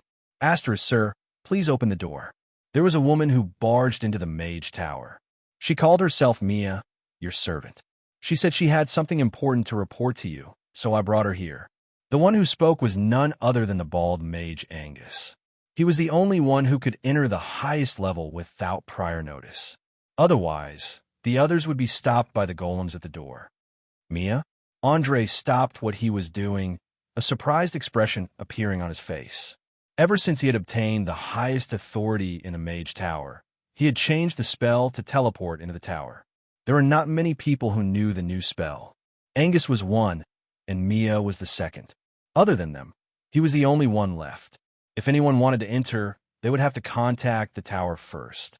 Usually, Mia would not take the initiative to come to the mage tower unless it was an emergency. After thinking this through, Andre opened the door without another word. He immediately saw the bald mage escorting Mia, who was in human form, standing in the corridor. To prevent any accidents, Mia's hands were even shackled with anti-magic shackles. Sir, this is the woman. I've already used magic to check. There are no signs of transformation spells. Angus hurriedly bowed and explained. Mia glanced at the bald mage beside her in disgust. She stood there without saying a word. At the very least, she wouldn't say a word in front of outsiders. Noticing the anxious look on the kitten's face, Andre immediately realized that something big must have happened. He immediately nodded at Angus. That's right, she's my servant. There's nothing for you to do now, so you can go. As you wish. The bald mage did not hesitate and turned to leave the room. With his intelligence, how could he not see that there was a secret between the two of them? Thus, he had no intention of staying. After all, as a wizard Gorls who had survived a fierce political struggle, he did not intend to make such a common mistake. Seeing that the door was closed again, Mia quickly said, "Master, something bad has happened. Last night, the leader of the rat men, Old Bernie, was assassinated in the sewers. He was dead. After the rat orcs discovered his corpse, they began to attack the upper city district crazily. They did not listen to any dissuasion at all. They did not care about the casualties and the price they had to pay." "What? Old Bernie had been killed? Who? Who did it?" Andre's eyes revealed an unconcealable shock. He simply could not believe that someone would be so crazy as to assassinate Old Bernie. Did the assassin not know how serious the consequences would be if the rat men went out of control? Even the underground guild that wished for the death of the Rat King every day did not dare to do so, because they were more afraid than anyone else that the rat men would completely turn into a scourge that had lost all reason. "My apologies, Master. I personally went to check the scene. Apart from confirming that the assassin was an expert through and through, there were not many valuable clues. The dead were all killed in one blow without exception. Whether it was speed, strength, or skill, they could all be said to be perfect. However, one of the corpses was very strange. His neck seemed to have been bitten by some animal with sharp teeth. Mia was very clear about what Old Bernie's death meant. She did not dare to hide anything, and even described the details in detail. Andre narrowed his eyes, his expression unprecedentedly serious. After a full 5 minutes, he continued to ask, "Have you checked the bitten corpse? Is the blood in his body much less than normal?" Obviously, from his point of view, the vampires were the biggest suspects in this matter. Only evil and chaotic monsters like them would not care at all if this city was headed towards destruction. Mia helplessly spread out her hands and replied, "Master, there is really no way to determine this. Every dead person had a fatal wound on their body, and when I received the news, they had already been dead for more than 10 hours. The blood had long since coagulated." "All right, then tell me, after Old Bernie's death, who is in charge of the Ratmen now?" Seeing that he was temporarily unable to find the culprit, Andre began to settle for the next best thing. He wanted to rely on his own strength to regain control of the situation. At the very least, before the Ratmen began to indiscriminately spread the beast virus, he wanted them to regain their rationality. Of course, this was not easy. The reason why the Beastmen were called Beastmen was because of the strong, wild nature hidden within their bodies. Once they went mad, it was very difficult to return to normal.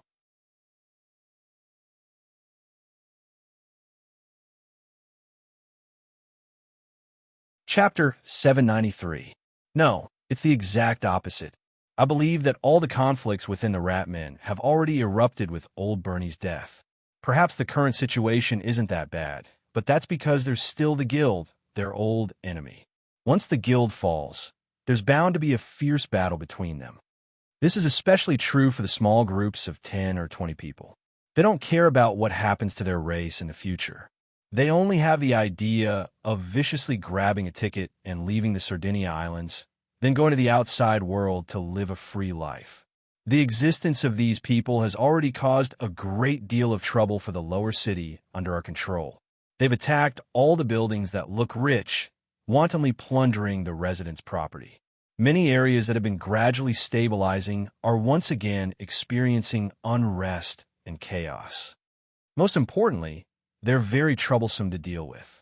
On one hand, we're afraid of provoking the Ratmen who are currently in a state of madness, so we don't dare use too direct and violent methods. On the other hand, we have no choice but to maintain order. According to Jess, we're like rats that have fallen into a bellows, unable to get any benefits from either end. You'd best make a decision as soon as possible whether to continue the alliance with the Ratmen or let them walk towards destruction. If you can't deal with this matter as soon as possible, you'll only end up with a devastated city. In order to make Andre give up on his unrealistic fantasies, Mia had no choice but to tell him all the changes that had happened in a single night. In her eyes, the Ratmen who had lost Old Bernie's restraint had become more terrifying wild beasts than any enemy. She could either forcefully subdue them through violent means or drive them and the guild to exhaust each other until there were no more casualties. In any case, She couldn't allow the rat men to destroy without any scruples. Smart people knew that destruction was always easier than construction, and saving was always more difficult than killing. Someone once said that human civilization was actually a flower in a greenhouse. Even though it looked very beautiful and enchanting, it couldn't withstand the test of wind and rain. Perhaps a large fire that hadn't been extinguished in time, or a group of mentally ill thugs, could easily destroy a city that had taken decades, or even centuries, to build. Don't think that this is a joke. All social creatures in the world couldn't do without rules. Even though the rules in a place like Valen City might be very vague, rules were rules. It was an order that all the residents of a certain area agreed to and followed. However, once this order was destroyed, people would become nervous and anxious due to a lack of security. As people's emotions escalated, the bestial nature hidden in their genes would slowly be stimulated. If they were stimulated by the outside world, they would often do horrible things, such as robbery, rape, murder, arson, destruction, and so on. All in all, the countless examples in the books tell us that human beings are actually very complicated and contradictory advanced creatures. Not only do they have the social nature on the surface, but they also have the bestial nature hidden in their hearts. It's just that this bestial nature is usually hidden. Andre knew better than anyone else in this world what would happen to a city after it lost its order. His eyes inadvertently flashed with cold light. He took a deep breath and asked in an emotionless tone, "Tell me, which of the three rat men forces do you think has the highest value? Which one is most likely to continue old Bernie's strategy and continue to cooperate with us?" The more urgent the situation was, the calmer he had to be. He couldn't let anger, impatience, panic, and other negative emotions affect him. Otherwise, it would only make the outcome worse. Andre was never a person who was easily swayed by emotions. To a certain extent, he could even be considered as cold-blooded. In his previous life, someone once jokingly asked him what he would do if his family was kidnapped by bandits one day and he was asked to hand over all his assets. In the end, his answer was that if such a day really came, he would take out more than half of his assets as a reward and offer a reward to the kidnappers' relatives, family, and friends to force the kidnappers to release their family members. If the kidnappers dared to kill the hostages, then he would dare to kill all of the kidnappers' relatives and friends, even the newborn babies. This was because he knew that there was no way he could compromise in such a situation. It was just like how a country would never bow down to terrorists. Otherwise, if there was a first time, there would be a second time, and a third time. Lawless outlaws wouldn't care if you were merciful or not. They would only think that you were weak and easy to bully. Mia sensed the coldness emanating from Andre's body. She subconsciously shuddered and replied without hesitation, "Greater Rat Pierre is definitely the most useful. He has the largest number of rat men under his command, and his direct combat ability is very strong. But at the same time, he is the most xenophobic, the most extreme, and the one who hates outsiders the most. The possibility of him being roped in is basically zero. Ken Copped used to work in collecting and organizing information, so he is relatively rational and clear-headed. But if you want to rope in someone as cunning as him, you'll have to pay a certain price. We could try to get in touch with him first. As for Patty, as long as you are willing, I can make him kneel down like a dog and pledge his loyalty to you at any time. If that's the case, I order you to stabilize Patty first and gather as many young rat men as possible. Then, go and inform the other members of the Shadow Web to launch an all-out attack on the Upper City area. Create an opportunity for Pierre the Greater Rat to fight the guild. If there's a chance, create some accidents so that he can accompany old Bernie. Without any hesitation or guilt, Andre directly pushed thousands of rat men to the brink of death. For him, the radicals led by Greater Rat, Pierre, were a dangerous force, and a force that was out of his control. So, it was best to let these guys fight to the death with the enemy. What about Ken Copped? What about him? Just let him continue to lurk in the city? Mia frowned and asked, "Meet him and test him. As long as the conditions are not excessive, agree to them first. I don't have time to care about these trivial matters now. You can do it yourself. Oh, by the way, has Jess completed the control of the gangs in the lower city? If I don't urge him to hurry up, Pirate King Francis will return in 3 days. I don't want him to see the situation in the city. After saying that, Andre raised his hand and snapped his fingers. The anti-magic shackles on Mia's hands were unlocked with a click and then automatically fell to the ground. Mia moved her stiff wrist and knelt on one knee and promised, "Please rest assured that the integration of the lower city has been completed. We can put on a big show at any time. At least the dock area will not let the pirates see any flaws."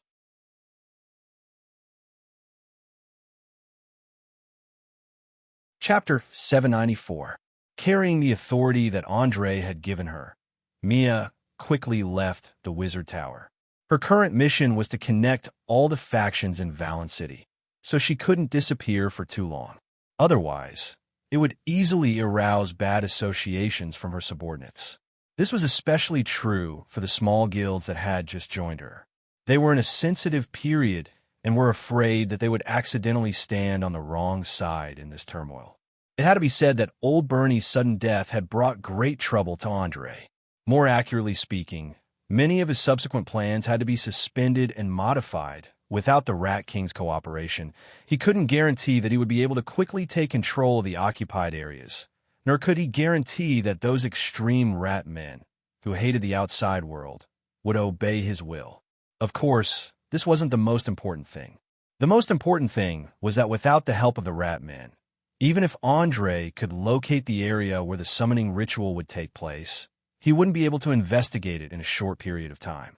All in all the plans that had been formulated were now scrapped, and he had to start all over again. But the worst thing was that time was very tight. He only had a short 3 to 5 days. It couldn't get any worse. Gazing at the large map hanging on the wall, Andre sighed slightly and muttered to himself, "Using chaos and slaughter to break the shackles of order. What a crazy, yet clever method. It looks like someone has already grasped the weakness in my plan. I'm afraid that no one will be able to control the direction of the situation from now on. But since that's the case, I don't mind adding fuel to the fire. Let's see who can find the weakness in the other party first." As soon as he finished speaking, he immediately chanted an incantation in a low voice. The bookshelf on the right side of the wall in the room suddenly made a series of cracking sounds, and then slowly he separated from the middle to reveal a wall sparkling with starlight. Every star was cut from the most precious black diamond. Its value was 30 times that of a ruby, and it was extremely rare. It was hailed as the most perfect magical container, and only mages would be willing to use it when creating high-level or even legendary magical items. Under the reflection of light, these black diamonds released a mysterious, elegant, and dangerous aura. Even an ordinary person could feel the terrifying power flowing on their surface. Gently stroking the cold sensation of the black diamond, the corners of Andre's mouth curled up slightly, revealing a chilling smile. He, whether it's a demon from hell or a vampire trying to take advantage of the situation, "Come, I'll be waiting for you. I hope you won't be scared to death by this magic." After saying that, he gently touched the largest black diamond in the center with his finger. In an instant, with the underground mage tower as the center, a huge amount of magical energy surged up within a few kilometers. In the blink of an eye, it enveloped the entire city. Some of the pedestrians on the street were shocked to find that walls made of energy had been erected in front of them out of thin air. It was even harder than steel. Even if someone smashed it with a hammer, there wouldn't be a single dent on it. It could be said that not only was Valen City completely cut off from the outside world, but the city itself had also been divided into countless small sections. Whether it was the sky, the ground, or the underground, nothing was passable. Without a doubt, this was an extremely powerful superforce wall spell. At the same time, it was one of the trump cards of the Mage Tower. It had been meticulously crafted by a fellow who had betrayed the Mage Association in Lincoln City. Once these energy walls were erected, no one would be able to leave unless they used flight or teleportation magic. It was precisely because of the existence of this enormous magic formation that the pirates had been able to develop without worry for so many years. Otherwise, they would have long since been finished off by the waves of supernatural attacks. They knew that as long as this powerful magic didn't lose its effectiveness, even if the entire southern city-states joined forces to attack Valen City, they wouldn't be able to do anything. With the activation of the Super Force Wall, the entire city's residents fell into a state of panic. Many of the braver ones cautiously walked out of their homes to look at the magnificent scenery outside, especially the enormous energy wall that separated the upper and lower city districts. It was simply indescribable from afar. In front of such powerful magic, any individual's strength seemed so insignificant. Some ignorant fellows even knelt down to pray to the gods they believed in, believing that this was a mighty miracle from the gods. Of course, the drastic changes didn't only affect the ordinary residents. The effects were even greater on the rat men, who were in a state of chaos and rage. Damn it, who can tell me what's going on? Looking at the energy wall that had suddenly appeared a few streets away, Greater Rat, Pierre couldn't be bothered to continue fighting with the underground guild. He grabbed the subordinate next to him and roared loudly. One had to know that he had brought nearly half of the rat men with him in order to avenge Old Bernie. The consequences would be unimaginable if their escape route was cut off. The young man who was being grabbed by the collar explained with a bitter face, Boss, I don't know either. It suddenly appeared without any warning. Seeing that he couldn't get anything out of the man, Pierre helplessly released the collar of his subordinate and cursed through gritted teeth. Damn it. If I find out who's behind this, I'll skin them alive. Get everyone to retreat. From now on, we'll stop attacking the guild until we find a way out. Stop attacking? Aren't we avenging the old leader? Another middle-aged man on the side asked indignantly, his eyes flashing with hatred. Report. Even if I have to pay with my life, I'll avenge him. But old friend, you have to understand that the upper city isn't our territory. When we set off, we didn't bring any food or supplies. So before we know when the wall behind us will disappear, we have to be responsible for the lives of all our brothers and sisters. We now need a base that can be attacked and defended, and we also need a large amount of supplies, including food, water, weapons, and armor. Although Pierre was big and burly like a bear and could dodge like a mouse, he wasn't stupid at all. He had a clear understanding of the situation. After all, he had worked under Old Bernie for so many years. Even an idiot would more or less understand the importance of logistics. Although the middle-aged man, full of hatred, was a little unwilling, he still nodded in the end. All right, what you said makes sense. Wait until we find a base, then we'll take care of these bastards. Thank you for your understanding, buddy. I swear on my soul, no matter who the murderer is, he must pay for his actions. We'll eat his flesh, drink his blood, and crush every bone in his body. After saying that, Pierre patted the man's shoulder hard and began to look around for a sturdy house nearby.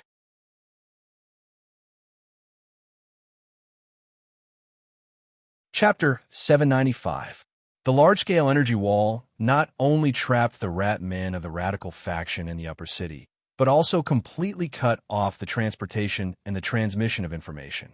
Now, other than the Mage Tower, there was no other force that could overlook the entire city. Standing in front of the magic mirror, André silently watched the groups of people who were either frightened, surprised, or nervous, trying to find out who had ulterior motives.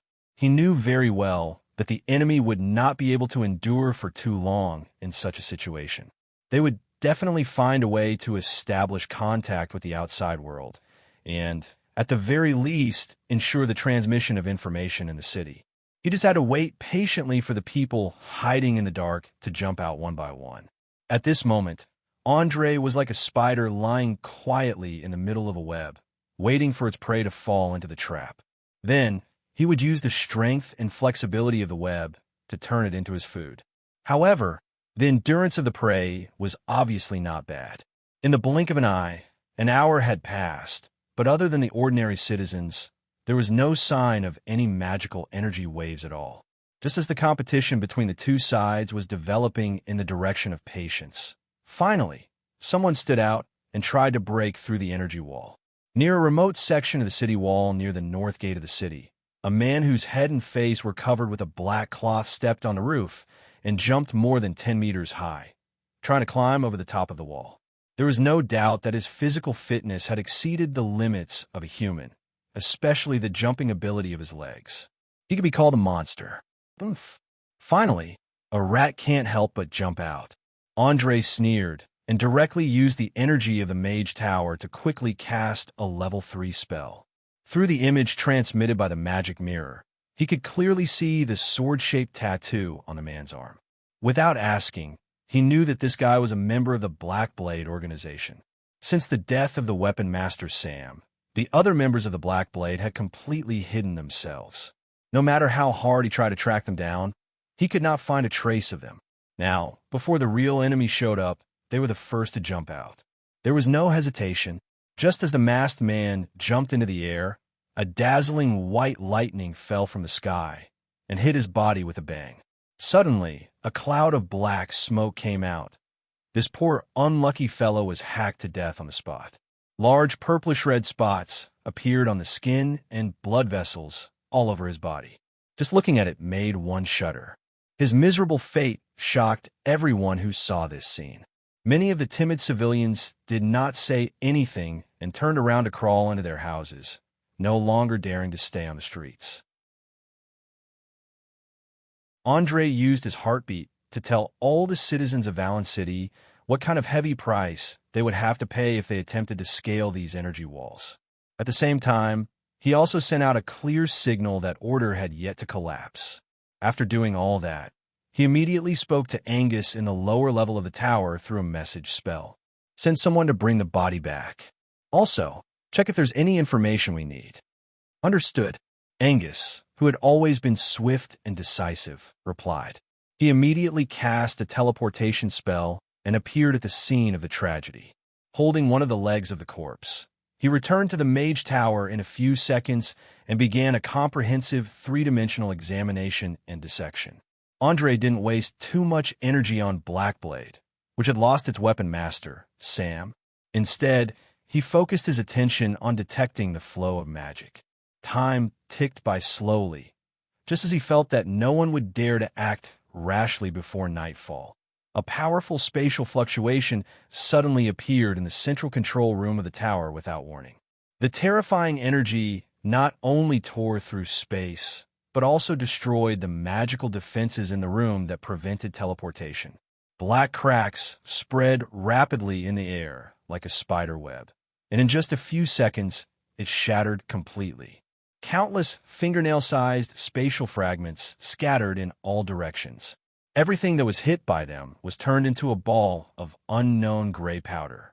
As a mage, Andre could feel the terrifying energy contained within those tiny fragments. None of the spells he currently knew could effectively defend against them. There was no chance of survival if he was hit. Unbelievable magic. Unbelievable power. Just as Andre was shocked by the scene before him, a vortex-shaped black hole slowly formed in the center of the collapsed space. Not long after, a lich wearing a gorgeous magic robe walked out from within. He first observed the structure of the mage tower, and then commented in a disdainful tone, "What an ugly design, crude craftsmanship." The craftsmanship of the mages nowadays is really getting worse with each generation. After seeing the face of a lich, Andre's mouth couldn't help but twitch. He hurriedly took 2 steps forward and bowed deeply, and asked softly, "Master, why are you here?" The lich didn't immediately reply. Instead, he stared at Andre's left eye, which was covered with an eye patch. After a full minute, he sighed and said, "This fluctuation, this energy ring, it's really awakened in advance." "Awakened? You mean this eye of mine?" Andre raised his head vigilantly, his voice full of confusion and doubt. "Yes, awakened. To be exact, it's half awakened. The energy has begun to disperse, but the core consciousness is still half asleep. Now, take off the eye patch and let me see its state." Perhaps because he was about to see one of the greatest creations of the ancient magic civilization, The Lich seemed to be a little anxious.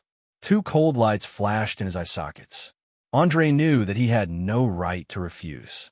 At the same time, he was very curious to know what the arcane eye was, so he directly took off the black eye patch on his left eye. In an instant, an indescribable power burst out. Countless rings spun rapidly in the pupil, releasing a dazzling brilliance. It was as if everything in the room had been frozen and solidified. Even a vortex-shaped black hole formed just now slowly disappeared. Hee. Interesting. This is really interesting. It's actually different from the last time I saw it. The Lich excitedly stretched out a finger, carefully approaching his left eye. For some reason, his finger was not destroyed by the circular energy field. The moment his fingertip came into contact with the pupil, countless circular rings shot out and locked his finger tightly. They slowly entered the pupil as if they were going to devour him.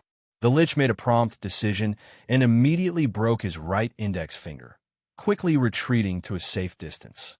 He then said to Andre in ecstasy, "Young man, I think we need to have a good talk."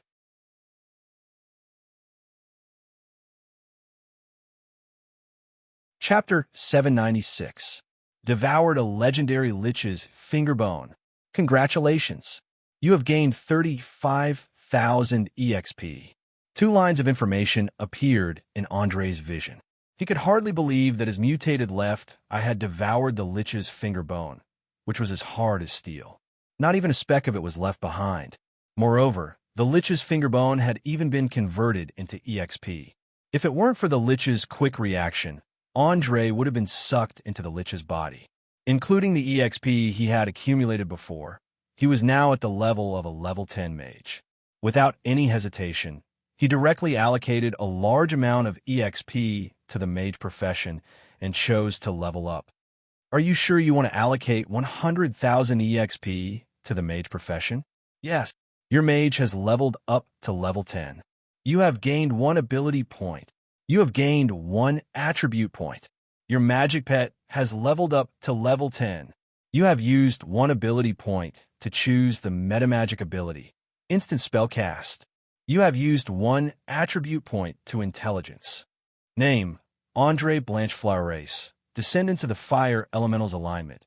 Neutral attributes, strength, 7 plus 5 agility, 17 vitality, 10 plus 5 intelligence, 23 perception, 12 charm, 9 plus 3 profession. Level 10 mage / level 3 rogue swordsman experience required to level up. 209000 / 409000 special profession. Asur's chosen one, level 1. Health points. 9595 healthy EXP. 3250 unallocated memorizable arcane spells. Level 0 for level 1. 6 level 2. 6 level 3. 5 level 4. 4 level 5.